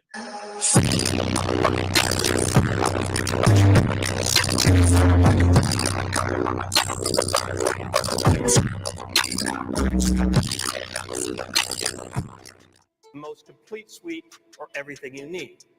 So who is taking advantage of this? Cleveland Clinic, Cedars-Sinai, Kaiser Permanente, HCM, Humana, JP Morgan Chase, Citi, Bank of America, American Express, UBS, Vanguard, the largest mutual fund in the world, HSBC, PNC Bank, Westpac, Macquarie Bank, and I go on in those customers. Zoom, Meta, Lyft, Airbnb, Uber, Alibaba, Priceline, Twitter, Snap, DHL, UPS, FedEx. We have the largest ports in the world, including DP World, Port of Singapore, Caesars, MGM Resorts, all run Oracle applications. Tesco, Sainsbury's, the Cooperative in the UK, Albertsons, Kroger, McDonald's or Chick-fil-A or Wendy's have hundreds of features in every product area every quarter. My two favorite stats, we move $10 trillion every day, which is a little bit more than $10 million per second. Quite amazing for someone our size. We're able to access the Oracle customer base. We're working very closely with the product team, with OBP. All right, so there you guys have it. Glad to share that with you guys. I did read the last comment, which was this one. I'm going to go ahead and give the last closing thoughts, concerns, closing statement, where you want to call it, to this wonderful guy right here, Sean the Crypto Smith. Take it away. Thanks, Max. I appreciate it again, as always. I just say on closing, we've seen some green candles the last couple of days. Okay, don't buy into the fact that this is some sort of a bull run. Okay, I see it all the time. And every time I hear somebody say, after a 2% pump that, oh, here comes the bull run, I'm just going to be honest. I throw up in my mouth a little bit. So, because we know this is not true, right? Just don't believe the hype. Has anything in the broader financial market changed in the last 2 days? No, it's not. Right? We're still speculating right now, and that's all we're doing. And I've even mentioned that in my video. We're all speculators out here, right? And right, we're guessing, and then we do a little bit of research, and now we can be have an educational or an educated guess, and then we can call it something fancy like speculating. So we're all only speculating what we think is going to happen in the future, next week, next year, 5 years from now. So, kind of take it with a grain of salt, go out there and do your own research and kind of see where you fit in and where you see the future of payments moving. Right. And maybe you'll agree with what we're talking about, and maybe you'll jump on that train. My wife's not a big, believer. I don't have to convince her, of course, but she's along for the ride, whether she likes it or not. So, I'm trying to explain to her earlier about how I heard a podcast where somebody was talking about how are they going to actually start controlling, the not spending cash anymore and convincing people not to spend cash. And well, they're going to do it the very slow way where, like here in the US, you really can't take $10,000 and go just spend it somewhere, or more than $10,000, because that seems sketchy, right? Everybody thinks you must be some sort of drug dealer if you have that kind of cash on you. So they're going to make it illegal to spend $10,000 in cash. Everything has to be electronic after that point. And then they're going to drop it down after 6 months or a year to $5,000 and then to $1,000 until everybody's conditioned to no longer use cash. And then that's where they take it away from you. Like, all right, you're already used to just using your debit card, using a digital form of payment some way. And now they got you, and that's the end of it. So consider that coming and just, prepare yourself. So with that said, guys, prepare for our next roundtable discussion, referred to as carbon credits. Stay tuned. No, I'm kidding. That's not going to be it. Yeah, it is a hot topic, been brought up quite a bit. But anyway, guys, it's been a great show. And if anything, we really hope that you tune in again. Shout out to, in closing, some of these guys. Hold on, Tim Shea, who does a really good job of keeping up with, he had links for you, and the other two guys are here, Waddy, Daniel. Thanks for doing that, Tim. It's the things that you do that kind of get overlooked, but I don't think I don't overlook it. We do appreciate you. Hoover would like to welcome you again. We hope that you show up again. And let's see here. Tab Cunningham, again, thank you so much for being here. He says, thanks, Sean, for your honesty and for answering one of my questions. Great show, CTN. And then on top of that, I didn't mean to cut you off. Go ahead. Chris O, the only coin at the moment I see making moves would be the LCX token. The company is improving back to back. I totally agree with that. And then last but not least,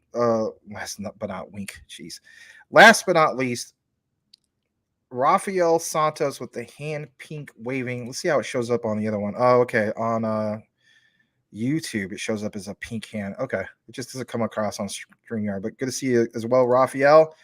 All right, guys. Thanks again.